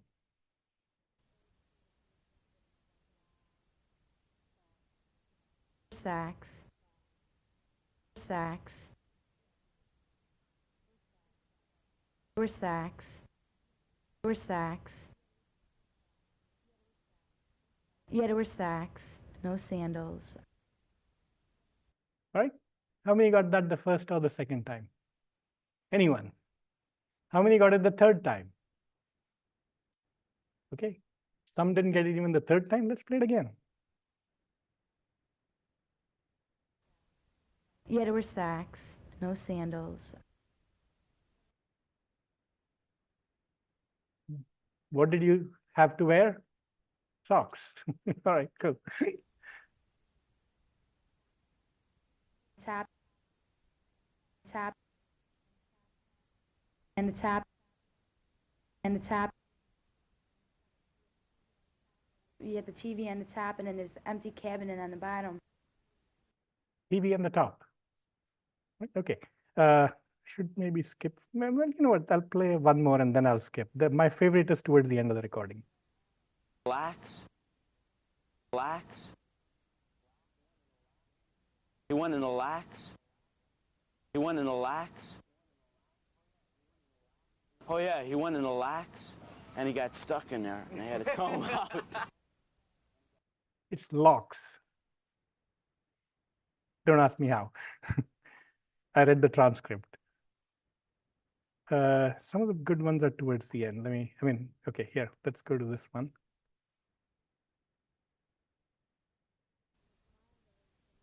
Sad. What I said. My mother corrected me the other night. I don't know what I said. What I said. Study for a while. Okay, guesses? Okay, that's a good guess. That's what I guessed. Okay, let's listen. And I didn't know that there was such thing as an air pocket. And we kept going up and down in the air. And you get to a point where you're steady for a while. All of a sudden, you just take this massive drop. All right, how many people give up on speech recognition now? So this is life, all right? Let's listen to the last one. It's not as hard. The men's clothing store. Because I worked at Chess King, which is a men's clothing store, and I was just getting so burnt out with working there. She was working at Chess King, which is a men's clothing store. Right? Okay. So that's what is fun about speech recognition. All right. Let's kill this. Do I want to save it? No, I don't want to save nothing. It's already saved. All right. So everybody ready for part 2? All right, neural methods. So let's go. Again, a quick recap for some people who came in just now. Speech recognition basically underwent this paradigm shift in the early 80s when we said, oh, let's just think about the speaker's mind producing some word sequence W, which goes through some stochastic channel, and what comes out, we do the spectral analysis, get these MEL, Kepstra, whatever, and treat that as a sequence of acoustic vectors. So it's a D by T tensor. T is time, D is the dimension of your feature vectors. And we'll pump this into this listener's mind, which acts as a decoder and tries to guess what went in. And that's the basic setup. And hidden Markov models became very popular for a long time. Part of it is that if you wanted to compute this acoustic model probability, what's the probability of hearing these acoustics given these words? By the way, people call these generative models. So these are generative models of speech. Then you'd write this as like, the probability of the acoustics and the underlying alignment of the phonemes with the acoustics given the words. And this needs to be summed out. And this is where the Markov assumption comes in. This can be decomposed as a probability of A given the state sequence or the alignment sequence, and the probability of alignment given the words. We can make the Viterbi approximation, which gets us here. And then this is the formula that we use for doing our speech recognition. The other thing that really helped a lot was these Markov models were very compositional. So if you go back to this formulation where you also have a language model in here, then P of A given W has this form that we just wrote, and P of W has just been copied over. We make the Viterbi approximation. Now, if you look at this probability, it's a product of 3 terms. The acoustic model probability, P of A given S. The lexical probability, which is often degenerate. There's only one way you assume a word is pronounced. You can have a few alternations. You can have the and the and things like that. P of W, instead of maximizing the product, you can maximize the log of the sums. And this is where I told you, you can take this probability, this language model, convert into this big gigantic graph. You can convert the conversion of the words into phonemes, make that another transduction, another transformation process, and so on. And there are these finite state operations. I didn't get into them, but just know that they're there. If you want to read more, I'll give you pointers. And the composition of these things gives you this big giant graph over which you do best path. Best path is the same as the Viterbi algorithm. and then you figure out the words based on that, right? So this is where we left it when we stopped. So let's go into a little bit more detail about some of these things, right? So I will have a few formulae. You'll have to follow me closely, so pay attention. Don't worry about taking notes if you don't have to. I know some people have to, because all these slides will be up on the web, right? Okay, so let's say in comes some speech, and the transcript is cat and hat. So what we do is we create a phonetic dictionary, and is pronounced a, n, d, cat is pronounced k, a, t, hat is pronounced h, a, t. Some phonemes get reused, so you see a in all three words, you see t in a couple of them, and so on. And for each of them, we create a little HMM. In the previous lecture, I had these 3-state HMMs. This time, I'm just going to have essentially 1 state, because it's going to be just, you emit that sound as long as you want, and then you move on. We're going to keep the illustration simple, right? Okay, so what we do is we create a composite HMM for the word sequence cat and hat by stringing together the phoneme model for k, a, t. Follow the color code. K is yellow, a is this, I don't know, red something, t is purple, red again, cyan, pink or magenta, green, red. Okay. And if you look at it again, once you string these together, this is still an HMM. The dotted lines, by the way, are meant to be null arcs, meaning on these arcs, you actually produce an acoustic frame, one of those vectors of acoustics, and so there's a probability associated with them. The dotted ones just assume that you move through without producing anything. So what you do is you construct the structure to compute various probabilities. So first, I'm going to tell you how to do the forward probability calculation, the total probability of acoustics given words, right? The dynamic program. So you construct what is called a lattice. So if you notice, I took the composite HMM on top and laid it down here vertically, right? So there's a curve here, that's the yellow ones, then the red ones, the purple, the red again, blue, pink. And instead of having the self loops, I've unrolled it in time. So I took my HMM, which is a static structure, and where time is something you do by walking through it, and instead I unrolled it, well, just for you this way, in time, right? And so therefore now on the x-axis here is time, the speech, and I'm going to take this little bit of speech and produce a vector here, this little bit of speech and produce a vector here. So there's going to be an acoustic vector at 10 millisecond intervals, and this is the model of that speech. So what the hidden Markov model does, let's say somebody gave me the probabilities, P of A given S and P of ST given ST minus 1. At this time, some Y1 is observed from the acoustics, from the speech. It's a vector of size 18, 30, whatever. And then each of these models assigns it a probability. So the probability of Y1 given K, probability of Y1 given A, probability of Y1 given T, probability of Y1 given N, probability of Y1 given D, and so on, right? Okay, this is done for all of them from Y equals 1 through N. Right? And in particular, we can focus on one of them in the middle and say, okay, so this is some, is it small t? What is it? Yeah, yi.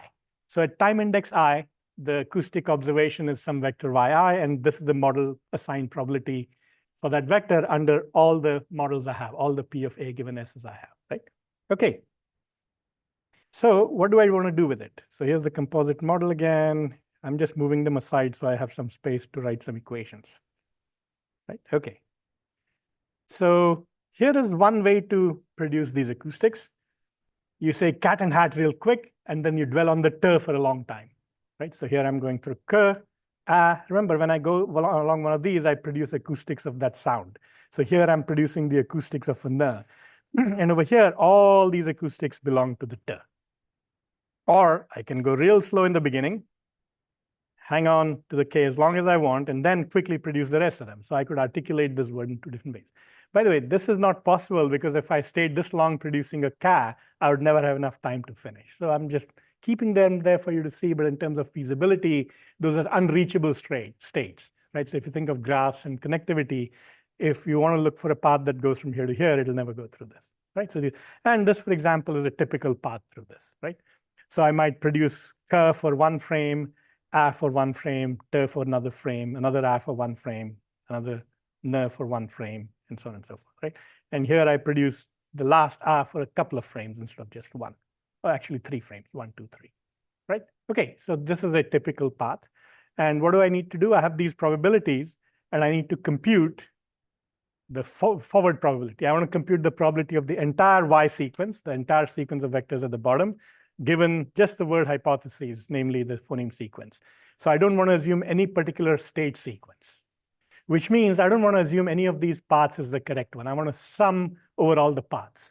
So can you all see now what this S, the set of possible S's is? So once I have a W and the length of the sequence, it tells you the set of sequences that are feasible, right? And they're all between that purple and yellow band. So any one of those is okay. Everyone with me?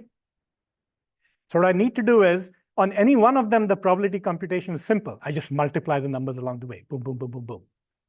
Or if I'm storing log probabilities, I just add them up along the way, right? Okay, that part is easy. The tricky part is there are many, many paths over here, right? At every point, you have a choice of this way or that way, this way or that way. Of course, they recombine two in the end, but there's still a very large number, right? But now think of it this way. I need to get the total probability from the top to the bottom, right? Actually, but let's now say, what are all the ways to, let's say, let me walk you through this. Let's assume for a moment that I knew all the probabilities of reaching these states. In other words, I knew the probability of all the paths that come to this state over here that I'm pointing with the mouse, right? So I could come to it this way, I could come to it that way, and so on and so forth. Let's say I knew the probability any one column. You all with me? How do I know that? Don't ask me yet. Just assume I know it, all right? So now, can I figure out the probability of coming to this blue state over here? All the paths that come to the blue state, not just any one.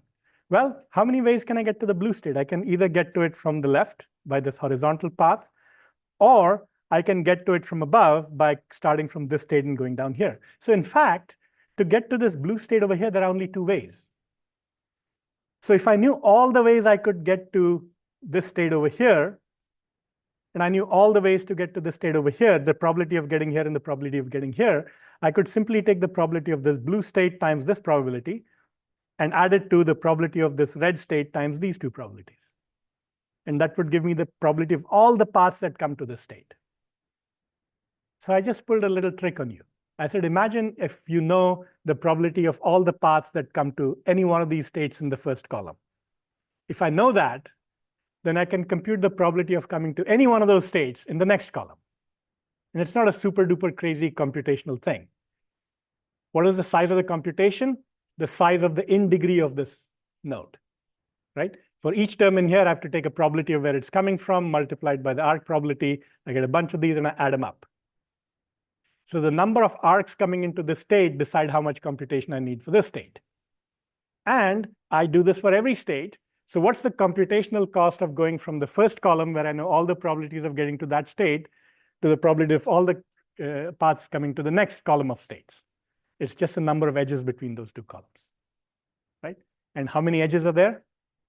Size of the HMM, right? So that's how. So if I gave you all the probabilities in this column with computation proportional to the number of arcs, you could compute all the probabilities in this column. And then you just recurse, right? So what's the probability that a path starts here? 1, because we know the first word is cat, and so it starts.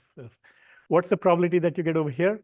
We know that. That's what we want to calculate, because we're going to calculate the probability of these acoustics, given that the word sequence is cat and hat, right? So basically, you can start with setting this to 1, everything else to 0 down here, propagating forward column by column, like I just told you. What's the total computation? The number of arcs in this graph. What is that? Some constant times time. And that constant depends at most on the square of the number of states. In this picture, actually, it's linear in the number of states, because the in degree of each arc, each node rather, is just a fixed number. But in general, the in degree of a node in the state could depend on the number of nodes in the previous column. So basically, S times T, S is the size of the state space, times T is the length of time, or S squared times T, N rather, will give you the complexity of this whole computation. Remember, we thought it was S to the N. So no, it's not S to the N, it's just S times N, or S squared times N, right? So that's what the dynamic program is. That's what does this, right? So this is what I was trying to tell you about how it's straightforward with HMMs to compute this marginal probability. Same thing with the best path. Suppose I wanted to find the probability of the best path from the top left to the bottom right, right? So what I can do is I can say the best path from the top left to the bottom right, if I look at wherever it goes, let's say this green path is the best one, if it goes through here, then what is the best path from this node to the end? It has to be the rest of this path, because otherwise there would be a shorter path. So using this property that the shortest path, its suffix is the shortest path to the destination, you can pull the same trick. You can say, if I told you the best path from this state to the end, can you figure out the best path from all the other states to the end? You say, okay, well, if the best path from the end goes here, then the best path from here has to go through this or something here, and so on and so forth, and you do the same recursion. So it's exactly the same recursion. You start from left to right. You say, if I knew the best path to each of these states, let's say I knew the best path to here came from here, the best path to this guy came from here. I know the best path into each of the states on the left, right? It is the same thing. I come to this blue state over here. I say I could come to this state from either this path or this path. I'll take the probability of the best path here times this, the probability of the best path here times this, and take the better of the two. That's the best path into this state. And it comes from here. How do you get there? Oh, for that, I just look at what's the best path to that state, and so on and so forth. So you can unroll the recursion backwards after you've figured out your immediate previous state. So this is basically the Viterbi algorithm. So in both cases, the best path, the path that maximizes the probability of the state sequence given the observed acoustics, which you can write this way, maximizes this product, and therefore you simply do it by this dynamic program, right? So basically, this is what makes HMMs fun. Now, compare these two guys, by the way. What do you see in the expressions that's similar or different? Anyone? What did you do? You just replace the sum with the max, right? So if you're slightly more mathematics-minded, you'll realize that sums and products form a semi-ring, and min and plus or max and plus also form a semi-ring. And min is just the sum operator in that semi-ring. And sum is the sum operator in the plus times the semi-ring of real numbers. Therefore, you can actually use exactly the same piece of code, just change the algebra, and the same algorithm finds you the best path instead of the total sum, or the other way around, right? So this is often used in the FST implementations. You can specify a semi-ring, and one semi-ring gives you the total probability of producing Y given the word sequence. The other one gives you the best path to produce Y given the word sequence, right? Totally trivial. In fact, if you like programming in C++, you can overload the operator. You don't even change the code, right? Okay, all right. Let's see what we're going to do next. So I wanted to set this up because I want to now talk about sort of the evolution of the world. Remember I said the model for the probability of the vector observed given this HMM state is a Gaussian or a mixture of Gaussians. So the first thing that happened is people said, well, we don't think these vectors are Gaussian distributed, right? So why don't we use a neural net to compute probabilities? And so the field went this way. So there was a paper in 2011 from Microsoft, which replaced that emission probability calculation, probability of Y given the HMM state, with a neural net, right? And they got this huge reduction in error rate on and in fact, on the same famous switchboard corpus of conversational speech. They had like a 30-something% reduction in error rate, which was groundbreaking because most papers published would have 2, 3, 5% reduction here or there, right? And so people took notice. And that was sort of the acceptance of neural acoustic models in speech recognition, which happened around 2011, right? But just in case you think these guys came up with the idea, no. The first paper on using acoustic models, using neural nets to model acoustics, actually goes back to '88, right? So Alex Weibel, who's still a professor at CMU, he sort of did this work with Chicano, who was the head of the lab. Jeff Hinton was visiting CMU at the time, I'm told, and so on and so forth. Okay, so what is this idea? It's a simple idea. So the figure on the left is actually from Weibel's paper. The figure on the right is from one of my students' papers in 2015, where we used that idea and won a worldwide competition on speech recognition, which had a $30,000 prize. My students were very happy until they found out that the university gets the prize. But anyway, it did pay for their conference travel and stuff. So here's what happened. So Alex Weibel said, we'll take about, they were doing phoneme recognition, right? So you get a cutout, simple clip, one phoneme, and you recognize what it is. Even better, the phoneme was either b, d, or g. That's it. So three-way classification, right? So they took about 15 frames, remember 10 milliseconds per frame, 15 frames, so that's about 150 milliseconds of speech. They were using 16 Mel scale filter bank coefficients, all sounds familiar now that I've been talking about it for an hour. And so they took this whole thing as input and did something very simple. They took a 16:3 kernel, convolution, produced an output, built 8 such kernels. So they take this block and produce an 8-dimensional vector. Slide that kernel over, do it again. Slide it over, do it again. Oh, sorry, this way for you. Right? Okay, so that's what they did. And now you get a hidden representation, which is 8-dimensional, and whose frame rate is about the same as what's here. It's a little bit shorter because, like, you lose a couple of frames on the edges or something. Do it again. Take 5 frames times 8, so that's a 8x5 kernel. Produce a number here. Do it again and again, 3 times. Now 3-dimensional, right?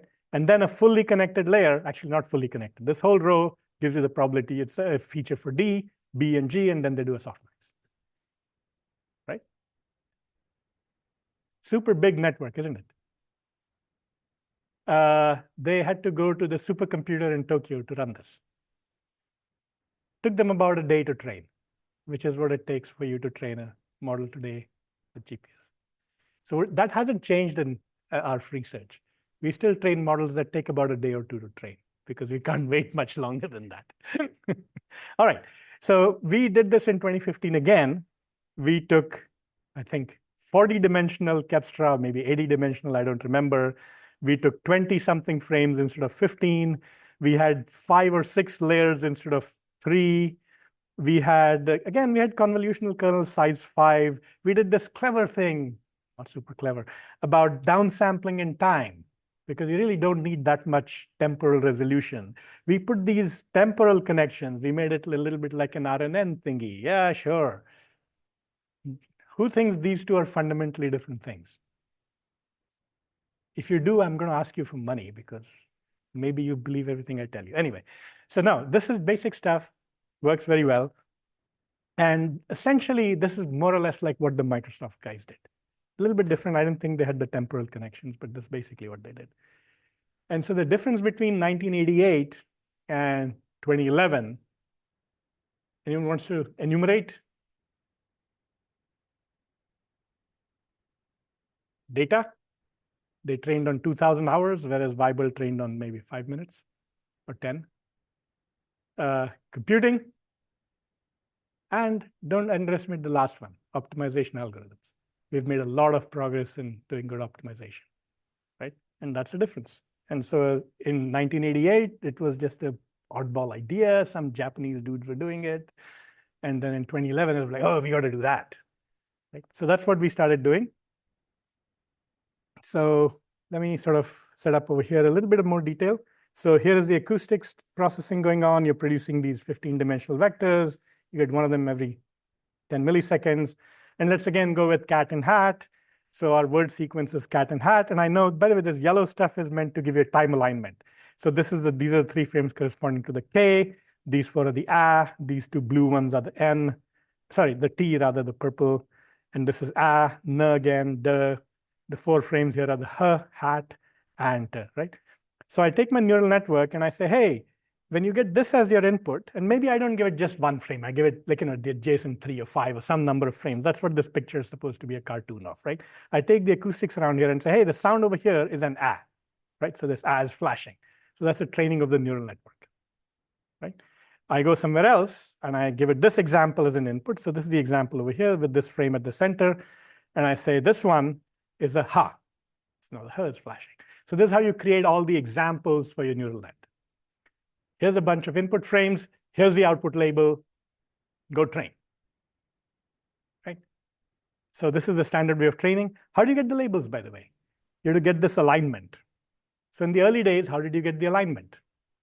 You build a Gaussian-based system. You align the speech every frame, and then you fed that to the neural network. So no, these things weren't getting rid of Gaussian models. They were just using them to do something better. Right? Okay, it won't stay for very long. It'll change, but still. What these things did, though, is they produced phoneme posterior probabilities. So they gave you essentially the probability of the the phoneme label given the acoustics, right? But what we need for our, and by the way, so when you do the optimization, you do something like this. People nowadays call it cross-entropy training. At each frame I goes 1 through n, you try to maximize the probability of the most likely, as you determined it, the correct phoneme label given the input. And you sort of maximize the sum of these log probabilities. That's your training objective. And people call it the cross-entropy objective, right?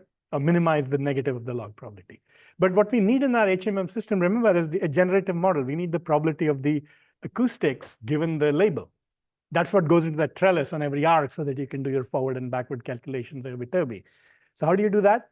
People used a very simple idea. They just said, if you want the probability of y given a phoneme phi, simply take the probability of the phoneme given y that comes out of the neural network, plug it into this formula, and ignore the PYI because that's just a scale. Because remember, we're trying to maximize things overall. We're trying to find the most likely phoneme sequence. The acoustics are fixed. And then this one, where do you get it from? Just count up in data. Take some transcribed speech, align it, count how many frames each phoneme occupies, normalize by the number of frames, and that's your quote unquote prior.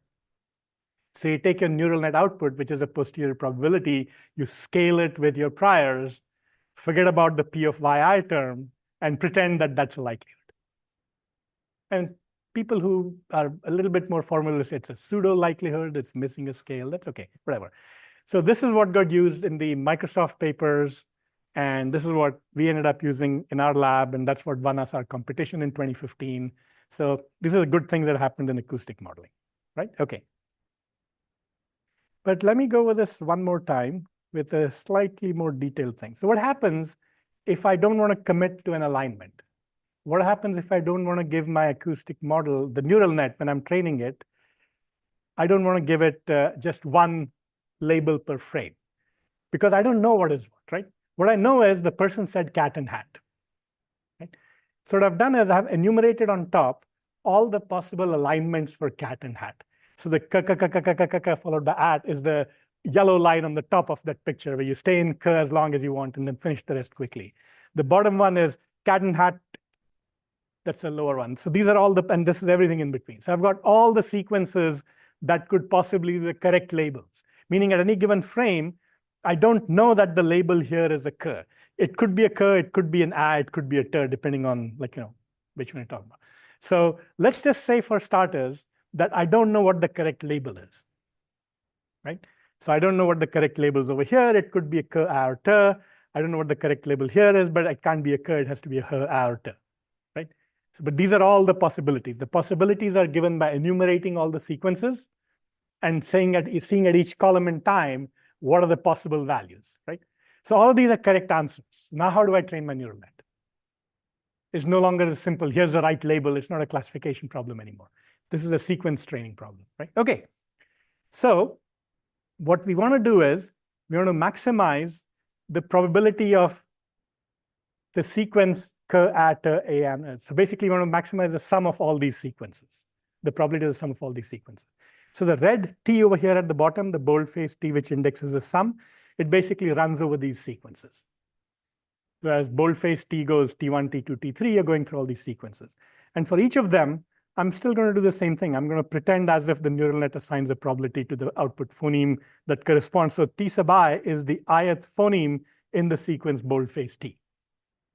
Right? Are you following me?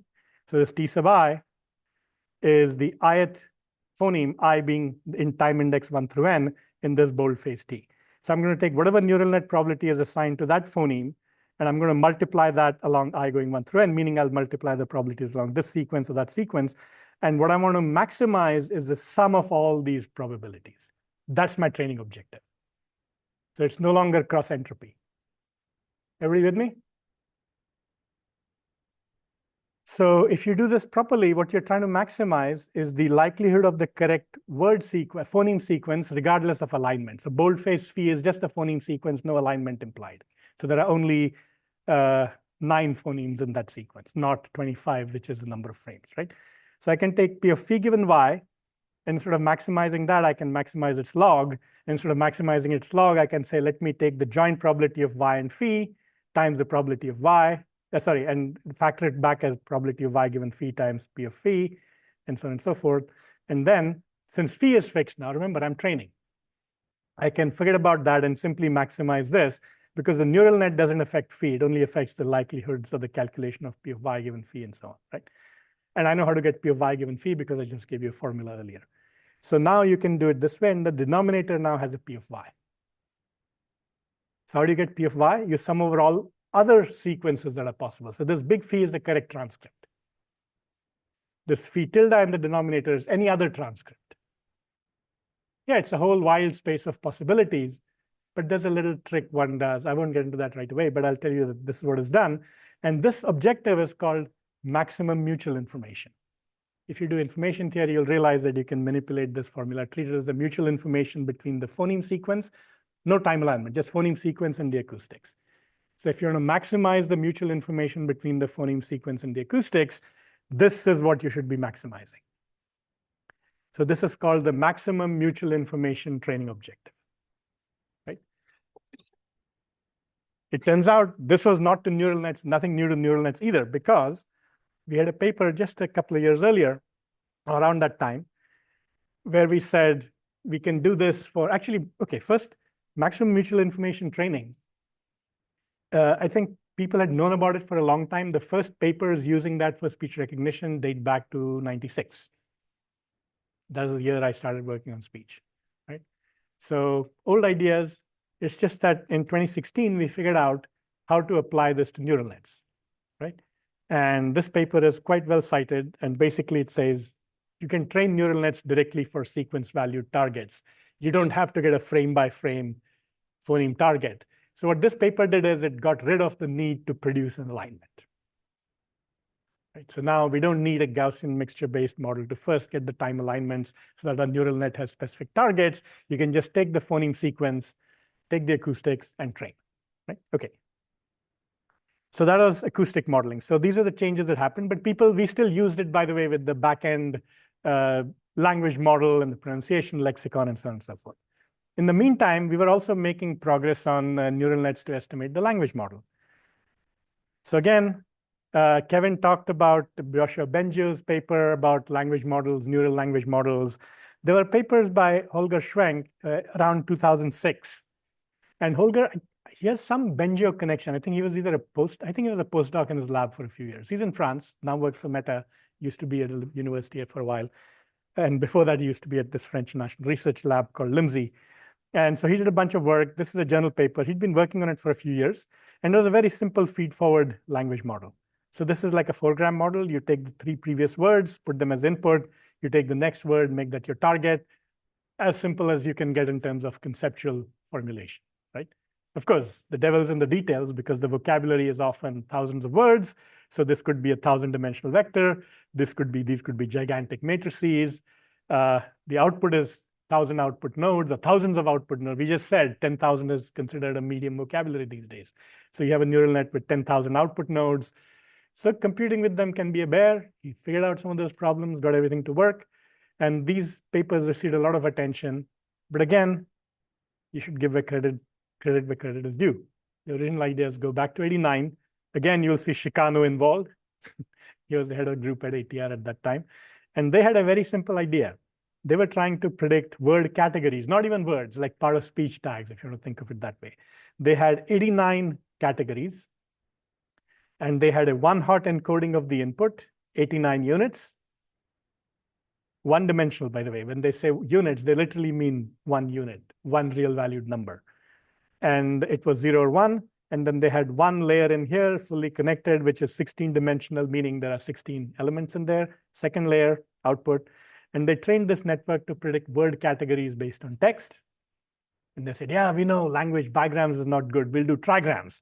So they actually made 2 copies of it and had the hidden units over here go as additional inputs to this hidden unit.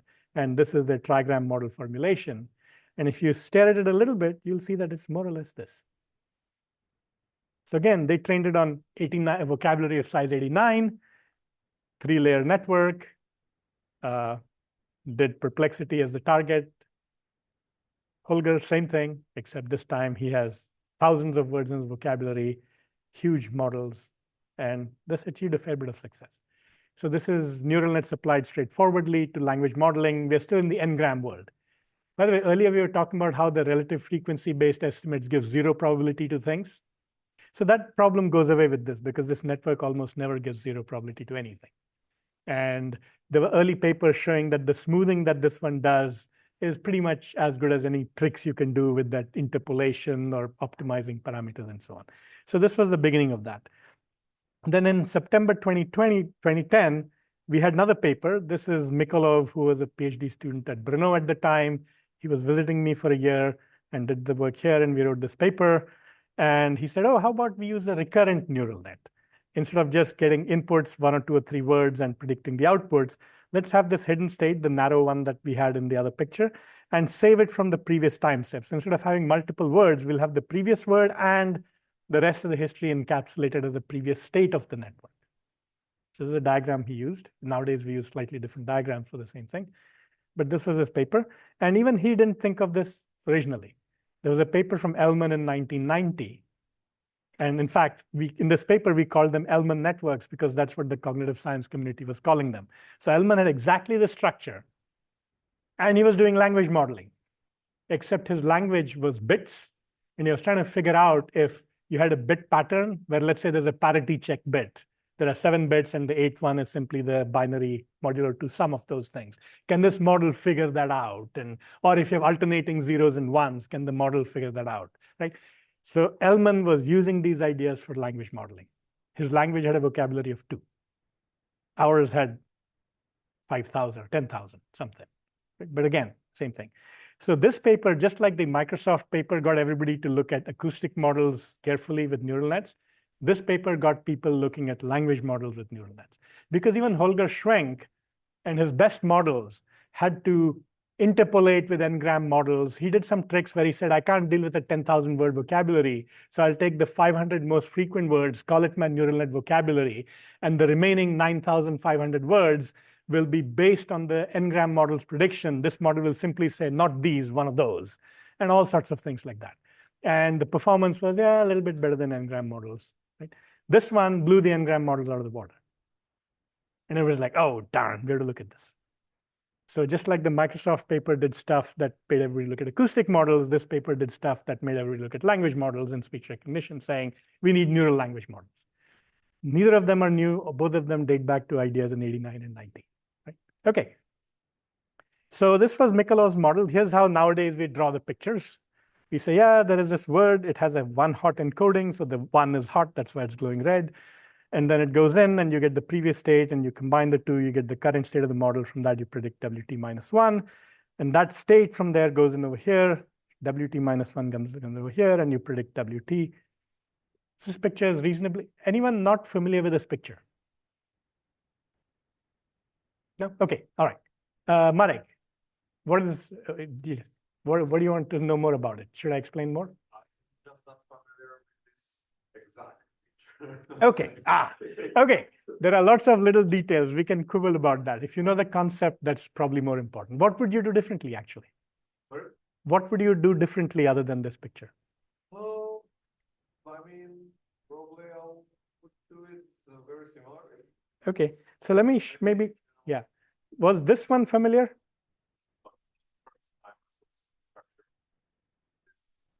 OK. So this picture comes from Ellman.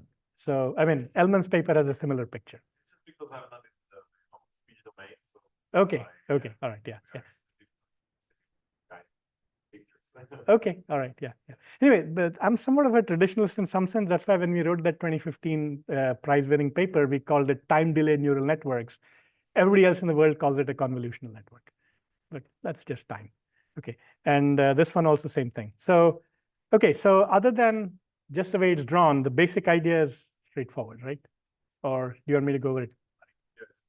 It's OK. All right. Yep.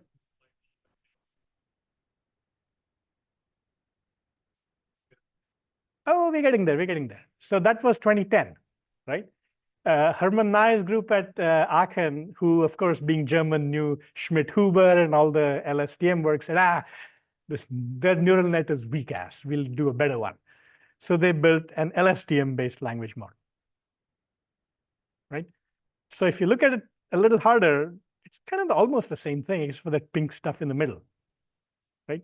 So what it is instead of just using just the previous state as is, you have these three things they call gates. These are just weight functions that apply to the vector component-wise, and either kill them or amplify them. And the weights of these three gates are computed based on the input, not just the weight values over here. And that's what makes this thing a little bit more flexible. So just to give you an idea, one of the problems that RNNs had, Mikolov encountered it, others have pointed out before, is that when you train these using cross entropy, for example, you propagate the gradient back from here to the network weights. So some of the gradient flows back this way. In other words, the partial derivative of this output relative to this network weight can be done by the chain rule this way, but the same weight is used over here. So the derivative also flows back this way. And the same weight is used over here, so the derivative flows back this way. So imagine if one of these paths, the weight from beginning to end is less than 1. Then within a few steps, you get this geometric propagation, and the effect of the gradient just disappears. It doesn't, the gradient of this weight relative to, of the output with respect to this weight is almost 0 because of the, or the other way around, if this total step is positive, the next one is even more important, the next one, and the gradient of one of these nodes way back relative to this output is huge, and it might overflow. So there are all sorts of tricks you have to do to keep gradient magnitudes under control and so on and so forth, right? So these LSTMs were thought of as a way to overcome that. There are other reasons to think about them. And what that is that they have a through path. So the gradient from here to this node over here can go straight through these if all these gates have scaling factors close to 1, right? So things like that happen. And this model indeed performs better, right? So within 2 years of our paper, somebody is getting better results. That's okay, like, because LSTMs are just a different kind of network, right? So these happened, and then that's basically how recurrent models came to language modeling, right? But in the meantime, so remember, the Mikolov paper was 2010, the Schluter, Herman Nye paper was 2012, the Chicano paper was 89. So this is a neural language modeling. In the meantime, other things were happening on the acoustic modeling side, which had to do with Alex Graves' work, right? So this is what people call connectionist temporal classification. So the way you want to think about this is, here are the acoustics, one frame at a time. And let's say the transcript is again cat and hat, and I have the same old models, right? And so therefore, there's a composite HMM of cat and hat. So what I'm going to do is I'm going to think of the neural net that is going to be trained with this. And let's say that if I do frame by frame training, for this frame, I have to say the phoneme is ah. For this frame, I have to say the phoneme is ha, and so on and so forth. And this gives me the posterior probabilities from which I can calculate the pseudo likelihoods and so on. So this is the cross entropy criteria, right? So if you look at this carefully, you essentially are maximizing or minimizing the negative log probabilities of these one frame at a time, right? So just for representation purposes, I'm going to not draw these big crazy networks in detail. I'm going to get a little bit more modern in my drawings. And I'm just going to draw a little block. So this little block means all of these guys. This block means all of these guys, and so on and so forth. CNN means they're CNNs. FC means is a fully connected layer. And then these are the output probabilities. So this purple arrow here might be doing a softmax, for example. Right? Okay, so I'm going to get rid of these. And of course, I apply this for every frame, and therefore I get this. So the normal cross-entropy training objective says, for each frame, give me the correct label, right? So Alex Graves, when he wrote his paper, he said, well, I don't want to do that. I want to sort of think about the phoneme sequence, cat and hat, and I want to allow all possible alignments of cat and hat, right? So he went about it a slightly different way in terms of exposition. So instead of saying, this is what we'll do, this is the cross-entropy objective, he said, I'm going to sum over all possible bold-faced T's. So bold-faced T, again, is all possible ways of realizing this phoneme sequence. His vocabulary is a little bit different, but you can think of it the same way. You can go through the k state as long as you like, then you go through the a, then you go through the t, then you go through the a again, then the n, and d, and so on and so forth. So basically, like, just different views of the same basic issue. So he said, let's sum over these T's. And he had a particular way of computing that loss. And he said, let's do it this way. So here is what you need to compute. So if you're an Alex Graves follower, you'll say, I'm going to do CTC loss. So the CTC loss is this quantity right here. Everybody happy with this? You've done this before? Anyone? Yeah, okay. What similarity does it? Yep, go ahead.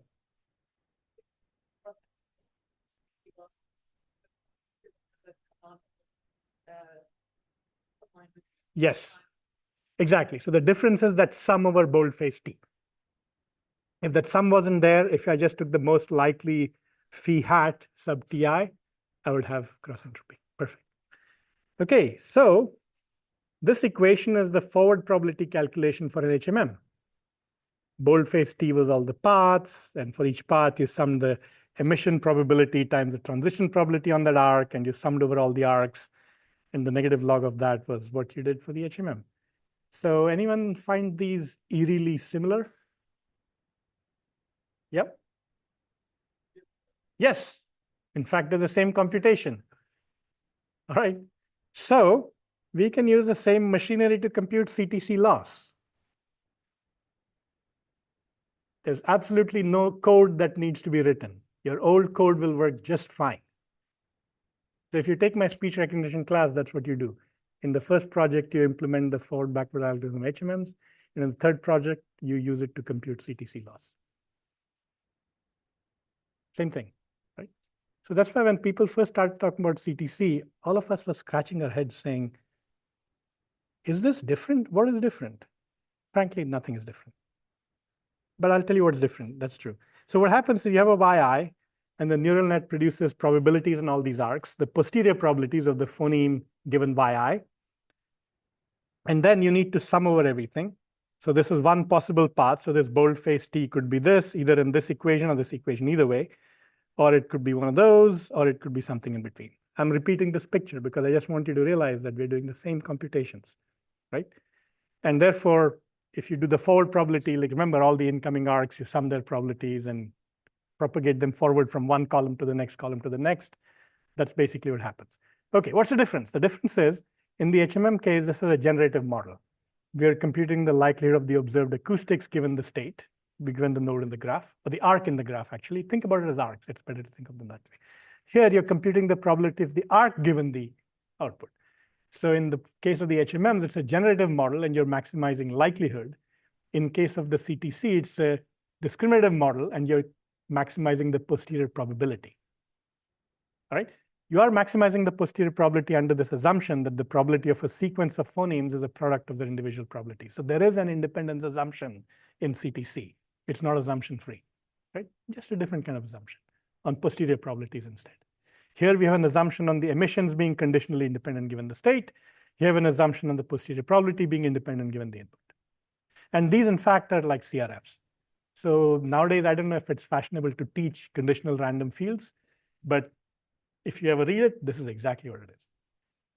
All right, no difference. And people will argue how CRFs are better than HMMs for something or the other. All those arguments hold, and they're better and they're worse and they're everything else. They're just an alternative.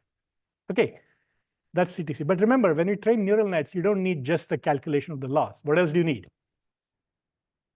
You need the gradient of the loss relative to the HMM parameters. What about that? Well, let's calculate the gradient. So what happens is, what I need to know is I won't need to know the gradient of this loss relative to one of these HMM parameters, sorry, neural net parameters over here. Meaning, if I change the value of this weight, how much does this change? So I want the derivative of one of these guys with respect to one of these guys. This guy already is a pretty crazy calculation. So how do I get its derivative with respect to one of these guys? Well, let's break it into two steps. First, let's get the derivative of one of these probabilities with respect to these guys, right? The derivative of the probability of K relative to this weight. We know how to do that. That's straight up vanilla neural net stuff. You can backprop. And then multiply that with the derivative of this guy with respect to this probability. So use the chain rule to your advantage. To compute the derivative of the loss with respect to a weight, compute the derivative of the loss with respect to an output, and then the derivative of the output with respect to the weight. That comes for free because you already know how to do it. When I say free, it doesn't come for free. You already know how to do it. So I just need to teach you how to compute the derivative of the loss relative to one of the output probabilities. Everybody with me? So what you need is the derivative of L with respect to one of these weights. What will I teach you? Compute the derivative of L with respect to one of these probabilities. What will you do after that? Compute the derivative of the probability with respect to the weight using your favorite method. And multiply the two and you get what you want. Pretty good? Okay, let's do the derivative. Okay, here's where you have to pay attention. So L is over here, dl by d of p of a particular phoneme phi. Let's focus on the n, right? With respect to yj, j is the time index. Right. So if I look at this, where does p of phi given yj appear? Well, it appears inside this product. But it only appears inside the product if this boldface T, the path, contains this phoneme phi, the blue one, at that time j. All right? So therefore, if I look at the sum and inside the sum, the product, this thing with respect to which I'm differentiating will appear at most once when I is equal to j. And even then, it'll appear provided the path actually goes through that phoneme phi at time j. Right? Okay, good. When it does, what is the derivative? Well, it's a product of n things, a1, a2 up to an. I'm differentiating with respect to one of them, aj. So what I'm left with is a1, a2, up to an, except for aj, because that's the one that disappears. If I have a product of n things, I differentiate with respect to one of them, I'm left with the others. So I'm going to put that thing back in and divide by it. So this thing remains the same as that, and I've got this p of phi given y at the bottom. So far, so good? Who have I lost? Anyone? Okay, but that's only the thing inside the sum, right? But that's okay, because derivatives can go inside the sum. But what about this log in front?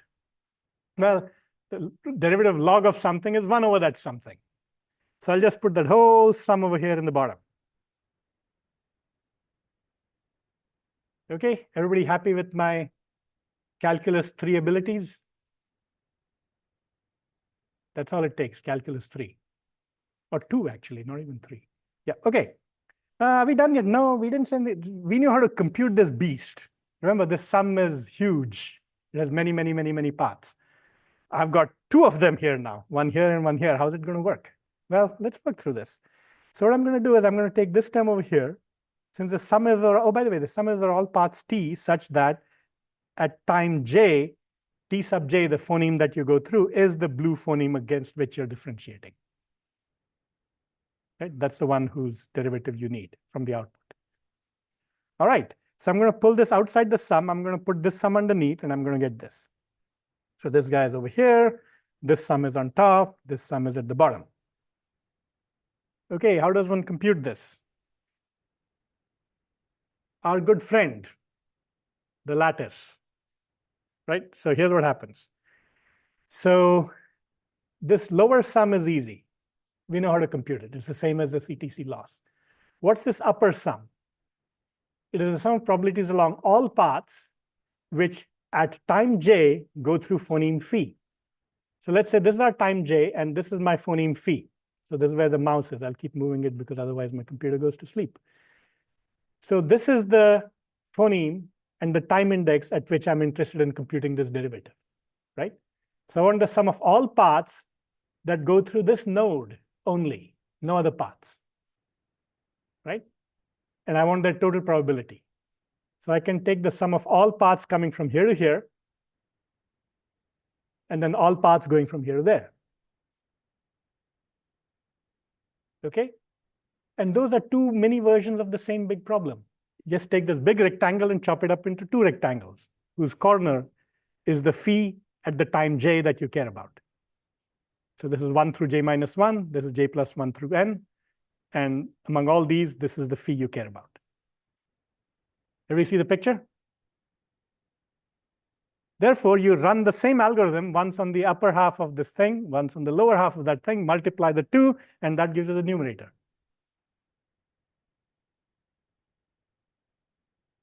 Yes? In other words, computing CTC loss is the same as the HMM calculation. Computing the derivative of the CTC loss is the same as the forward calculation. It's all the same material being repurposed. That's why you should write reusable code. So if you have 3 projects, you don't program thrice, you just program once. All good? Okay, so we got CTC under control. Not quite. I made it that way because I wanted you to see and compare it with what I was doing. Alex, in his infinite wisdom, did some weird stuff. He said, I'll have the composite HMM, but I'll introduce this blank symbol. Complete unnecessary thing, but it's okay. We'll keep it.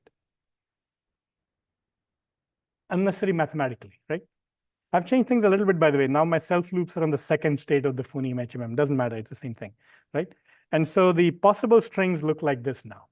What does this mean? It means to say cat and hat, I can either say nothing for a while, produce you blank symbols, say cur, produce more blank symbols, say produce an a, produce as many as I want. So this machine produces a different set of strings. It has these blanks between or around every phoneme or lexical token, right? What does this do? Well, if this is our speech, this is our composite HMM without these blank symbols, then these are all the stage sequences over which I had to sum to get my CTC objective, right? Well, once I throw in the blank, I have a few more things to sum over. So the gray symbols are back now. So if you notice, the gray loops are in. And now there are many more sequences that are possible, right? With blanks stuffed in between to your heart's content. You still have to stay within 1 to n, but other than that, and you'll still have the cat and hat, but other than that, you can do whatever you like. So let's just add one more output node. The probabilities are not over all the phonemes, but over the phonemes plus blank. Does anything change? So unless the number of phonemes is hardwired in your code, everything just works. So don't hardwire variables. All good? So this is Graves' CTC paper. If you think about it, it's no different from everything else we did, right? Matthew, by the way, in the lab will explain to you how this is actually one step away from doing maximum mutual information properly, in the sense that, remember in the MMI equation, there was a denominator term, sum over all phi tildes of P of y given phi tilde. That's not there in CTC, right? So that's the key thing. And that's the one that makes you, like, actually gives you a better model, right? But other than that, there's not a whole lot of else going on. So let me see, why do I have this picture? Oh yeah, this is just to say, so this is the CTC objective. It sums over all possible things, and now the change is the output has the colored stuff, the cat and hat phonemes, plus the blank symbol, right? So done with CTC. Any questions? Because things are going to get even more complicated. Right, okay, so I have 20 minutes, let me wrap up. Let me go through the next couple of ideas. Oh, this is, okay. So all these HMM ideas were still in there, right? After all, I was using HMM code to compute CTC loss and its derivatives. So somehow it seems to have not really left. It's left its DNA in there everywhere. So can we do completely without it, right? Purely CTC. So Baidu guys tried this, and so this is a paper from 2016. So although Alex Graves wrote his paper in 2006 or something, nothing happened for a long time. People didn't take him seriously until these Baidu guys came along and built a speech recognizer, which is purely CTC based. So what did they do? Well, they took this basic architecture. This is more or less what Alex mentioned in his paper. They said, oh, we're going to replace this with an LSTM. Oh, no, we're going to do even better. We're going to replace it with a bidirectional LSTM. So we're all making these incremental changes to the network, trying this topology and that topology. And we're going to train this with the CTC objective. By the way, one of the things that's sort of interesting that comes with the CTC objective is that what the neural net does for you is takes the speech and populates these columns of probabilities. You still have to find the best path.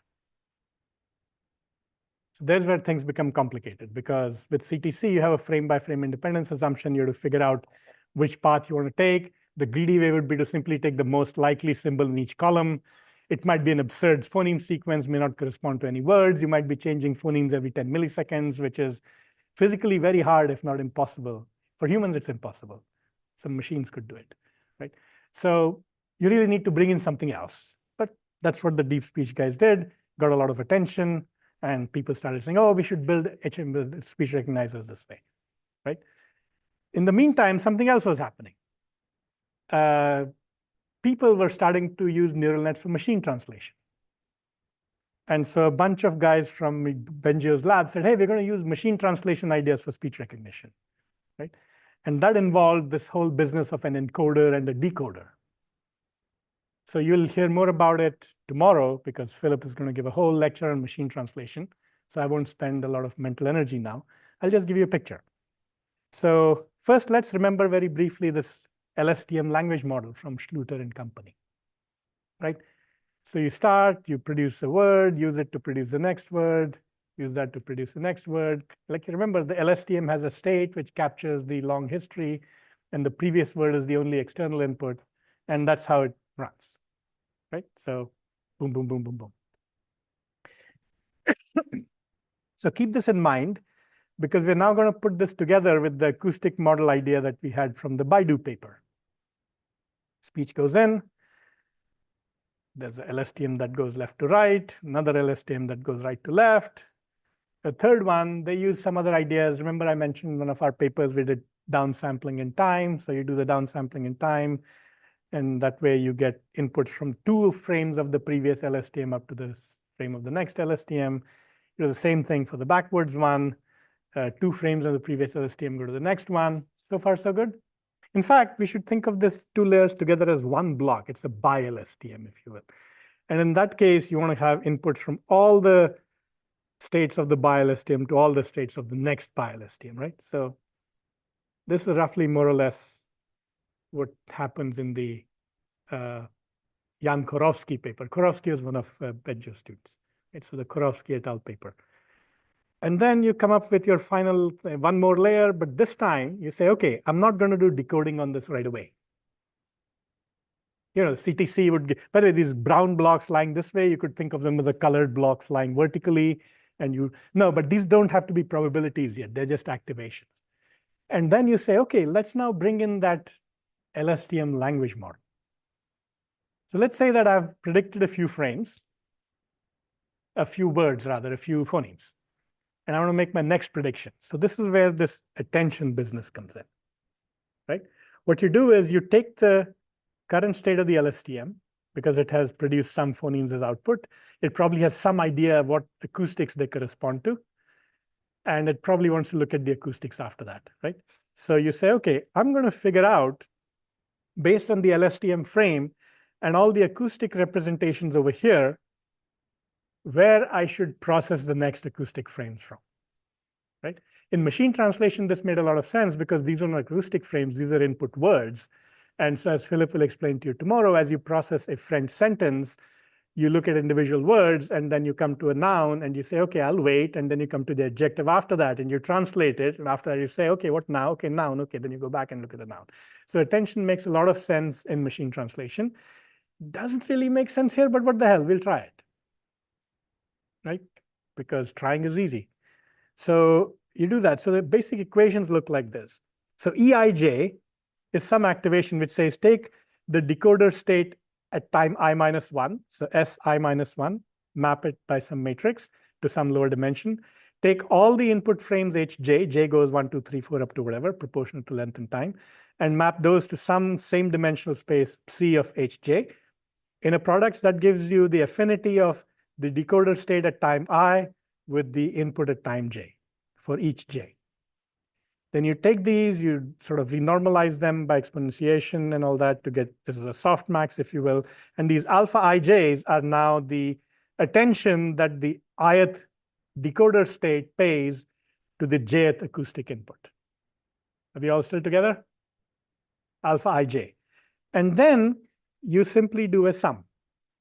You sum up all the acoustic states with the weights provided by this alpha ij. So the ith decoder state asks for a combination of the j acoustic inputs, or j going 1 through n, based on these weights alpha ij. And then you simply say, that's what I'm going to pay attention to. So I've made some of these arrows bold, by the way, if you care about all my little art. So that's where you're paying more attention. And then you use that to produce the next phoneme. So one key difference between this architecture and the Baidu one, if you remember, the Baidu one went frame by frame. At every frame, there was a probability vector. And if you had to produce only 10 phonemes, 9 phonemes with 25 frames of input, you had to produce a bunch of blanks. And the decoder went frame by frame by frame. This decoder goes symbol by symbol. it can consume multiple frames, so the attention can be on many frames when it produces one symbol of output, right? Key difference in the way these two architectures work.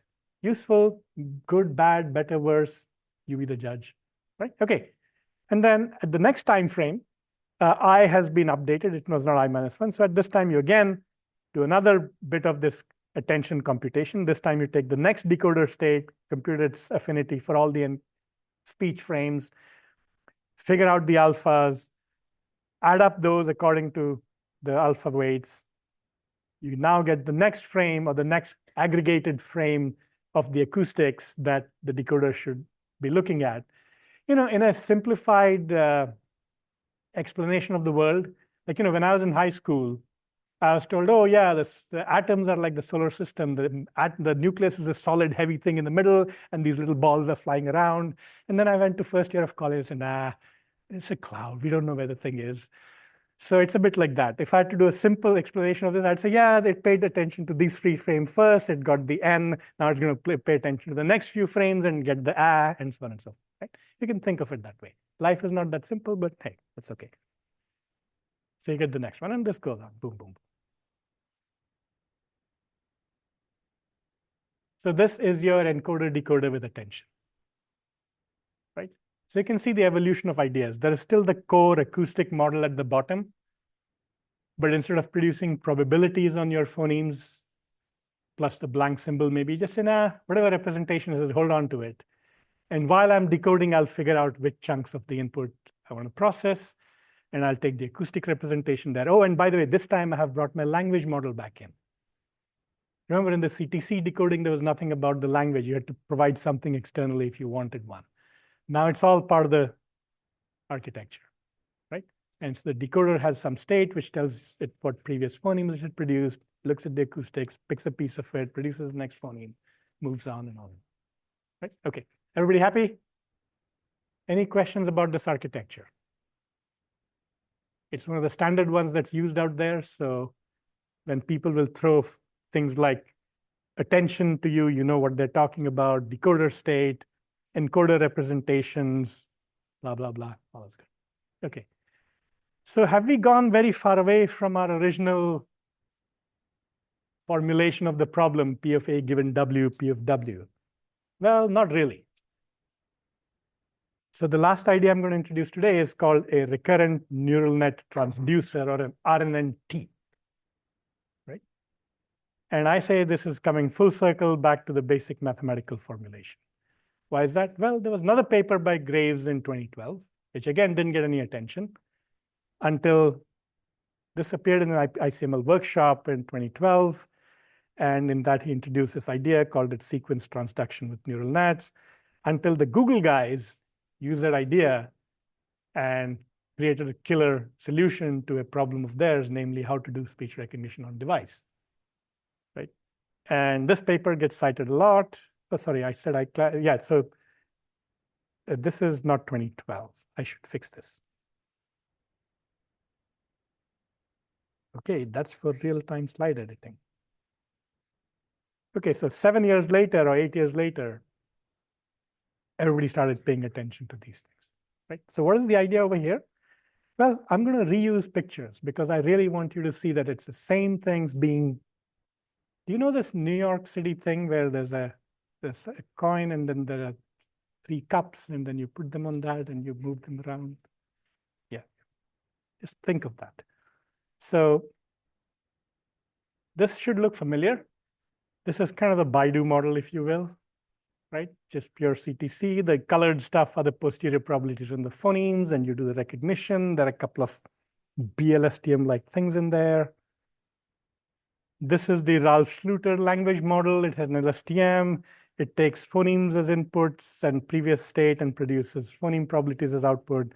This output has this blank symbol in its probabilities. This has only phonemes. How about we combine these two? In fact, if you're going to combine them, we don't need these to be probabilities yet, right? We can just let them be some representation and combine them. So we're going to build this thing called a joiner. Okay. And what this joiner is going to do is it's going to take the best of this frame synchronous CTC-like thing and label synchronous language model-like thing and say, I'm going to take these two frames, the acoustic frame at time 1 and the language or the predict. By the way, this thing is still called the encoder, and this is no longer called the decoder, it's called the predictor. Let me do one more real-time change in slide.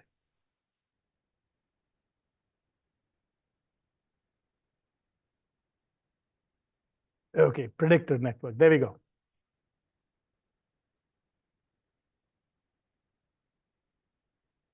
So we're going to join these two and produce a probability on the phonemes. I'm going to take some acoustic information, take some language information. And I'm going to move forward in time and take the next acoustic frame and the next language model prediction frame. And again, put probabilities on the output. I'm just combining acoustic and language information, except for one difference. So in the first frame, I moved the language model state forward because I output some symbol, let's say a car. Second time, I may produce a blank. So the language model state does not advance, but you move forward anyway. So the third prediction is made from the same language model state, but the next frame in the acoustic states. This time, let's say we produce a symbol as an output rather than the blank. The next time, things move forward again, right? And again, right? And this goes on. And you produce all the output. So again, you move through the acoustic frames at some rate, and you move through the phones at some other rate. And every time you produce a non-null, non-blank output, you advance in this state, and this one you advance frame synchronously. And the whole thing is basically your recognizer. So if you look at it this way now, we have our acoustic model, we have our language model. This thing does the combining and do the decoding. So the basic elements are still there. A lot of things are different though, because this is not producing likelihoods, P of A given W. This is not producing P of W. They're just producing internal representations. More importantly, the representations are discriminative. This is trying to discriminate between sounds. And this, interestingly, this is my own take on it. This is not a pure language model in the sense of predicting the next word. This is what I would call an acoustically discriminating language model. In other words, it matters only if the acoustics are ambiguous to know which word is likely. Otherwise, it more or less doesn't matter, right? Training these things is a bit of a bear because you can train it based on various objectives. The simplest one is like the MMI objective. You simply maximize the posterior probability of the output sequence given the acoustic inputs. And Matthew will talk more about it in the lab, yes? RNN loss.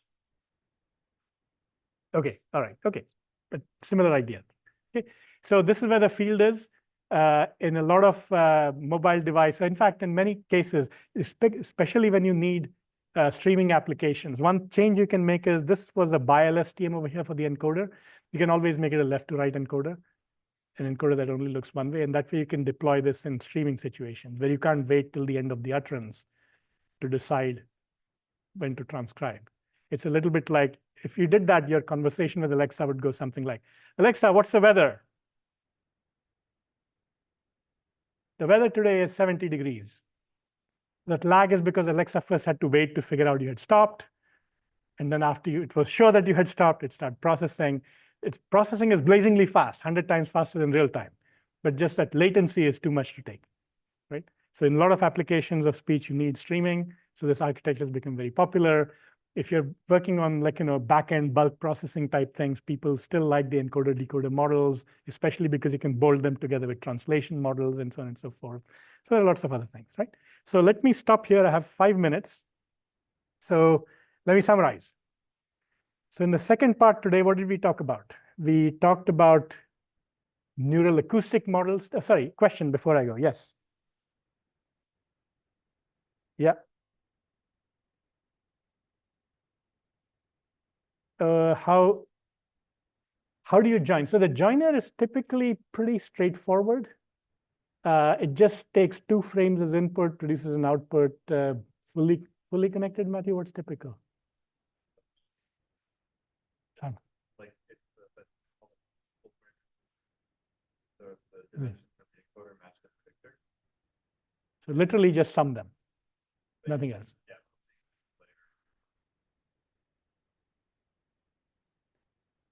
Concatenation, you know what? It's like, remember, they're both producing similar things. They're both essentially going after some kind of posterior probability on the output vocabulary, right? Some representation from which you can compute a probability on the output vocabulary. So the pre-softmax of what you need to do.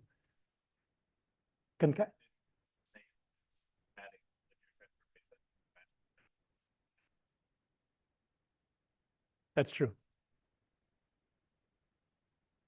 So identity, 0, 0 identity, concatenate, multiply, that adds. Okay. Right. So yeah, the joiners are pretty simple. In fact, I'll say this, that I showed you this picture with LSTMs as the predictor because that's what was there in the original paper and what the Google guys published. In reality, while training, you don't use something that complicated. You just use an n-gram approximation. So you have no long-term dependencies and so on and so forth. In fact, you can even use it during decoding if you like. Okay. All right. So let me reach my last slide. We still have time for questions. So quick summary. I talked to you about how you can do acoustic modeling only in the traditional framework. There was the Weibull paper from long ago. Then we had our TDNN paper. You can train it using maximum mutual information. That's our preferred way of training it. You could train it with cross entropy if you had frame alignments. You don't have to. Then I talked about neural language models, how the n-gram-like model started with Nakamura and went through. I should have put Mikolov in here. Mikolov's paper in 2010, which was important to the Sundermeyer, Ralph Schluter, Herman Nye paper to the STMs. I told you a little bit about CTC, Alex's original paper, and the Baidu guys later made it better. And then so that's this one, this Hanun et al. And then, by the way, I think Alex with Navdeep Jaitley also had a paper around the same time called Listen, Attend, and Spell. They're all, yeah. And then I talked a little bit about these attention-based models, which was Korowski and company from Benjio's lab. And last but not the least, I talked about the Google paper, which basically made Alex's RNNT paper real. So let me stop here and see if you have questions. Yes.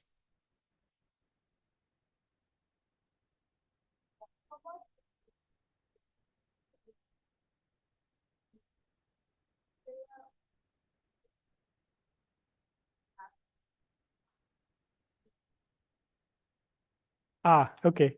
So acoustics in some ways are a bit more like images than text in the sense that there are global effects. There might be a loudness or a speaker trait, just like images have global color effects. There's a lot of like local dependence, local continuity constraints. So they're all a bit like that.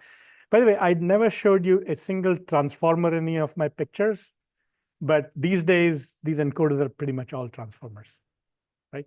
Some of them are transformers that have attention only to the left if you want to make streaming applications, but essentially they're all transformers. Even all the way back, our TDNN paper, nowadays we replace those with transformers as well. So they're similar to images in that sense. They pretty much all seem to benefit from having a few convolutional layers before you throw on the transformers or the LSTMs. So if you remember the Baidu paper also, it had a few convolutional layers before they started doing the bi-LSTMs. So all that seems to be a property of continuous valued signals like speech and images. With text, you can make the jump immediately into a representation at the very first layer from a one-hot encoding to a continuous representation and then go from there. So you could have a transformer right away after that or something. So that would be one. Am I answering your question? Is that what you wanted to know? Yeah. No, and by the way, different people have different intuitions. Matthew will tell you more in the lab, and maybe he has a different intuition or the same one, whatever you feel.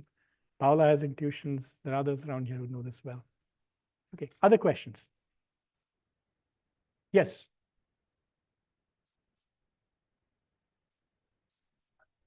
Joint learning with text and audio is aligned. Do you have any other representation learning separate to acoustic recognition? Yeah, so good question. So yesterday, Kevin explained to you the difference between models like BERT, which were simply used as some kind of pretext task, and then the whole purpose of the model was to extract representations, and you'd then do some specific tasks where you had labeled input-output pairs, and you'd do supervised learning. And so BERT was considered the unsupervised or the pre-training part of that model, which you could either keep fixed later on, or you could continue to fine-tune while you trained it on, let's say, a sense disambiguation or a sentiment recognition or a whatever task, right? Named entity recognition. So in the same way, in the speech world, there's a whole family of models which is trained purely on speech, again, trained with some of these masked language model-like objectives that Kevin was telling you about yesterday. And they all end up playing the role of feature extraction. So in this model, those colored bars you see at the bottom, I said, let's think MFCCs, but in reality, you could use one of those models as starters. And when you don't have a lot of labeled speech or transcribed speech to train on, starting with those is significantly better than starting with something like MFCCs, because in the process of doing that unlabeled training, they end up doing a lot of sound discrimination internally and producing representations that are different compared to just MFCCs, right? So that's one answer. The other answer I could give you is that you can do multilingual training in that setting. So you could train on speech from multiple languages and then cut off everything. So imagine that I trained a model like this, right? And then I throw away the decoder and the joiner for the language I trained on, and I start with a decoder and joiner for a new language, and I can just work with that. So those kinds of things are around. What else is around? That's a partial answer to your question. Yeah. So there's a fair bit of work on unlabeled data, absolutely. Other questions? No? Going once? Any comments, Matthew, Paula, or anybody else who knows more than me? There are a few. No? Okay. Thank you very much. Let's break for lunch. And Matthew, we're coming back at 1:30. Okay. All right. Maybe we should check what time it starts. Yeah.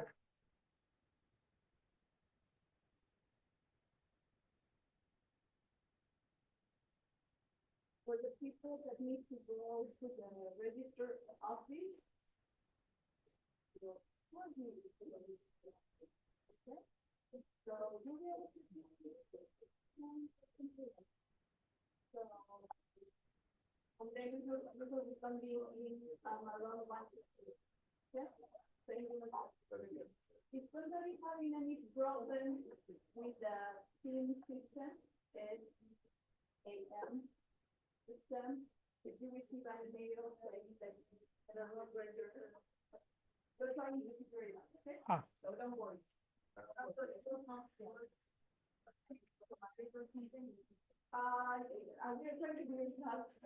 Yeah. Brian.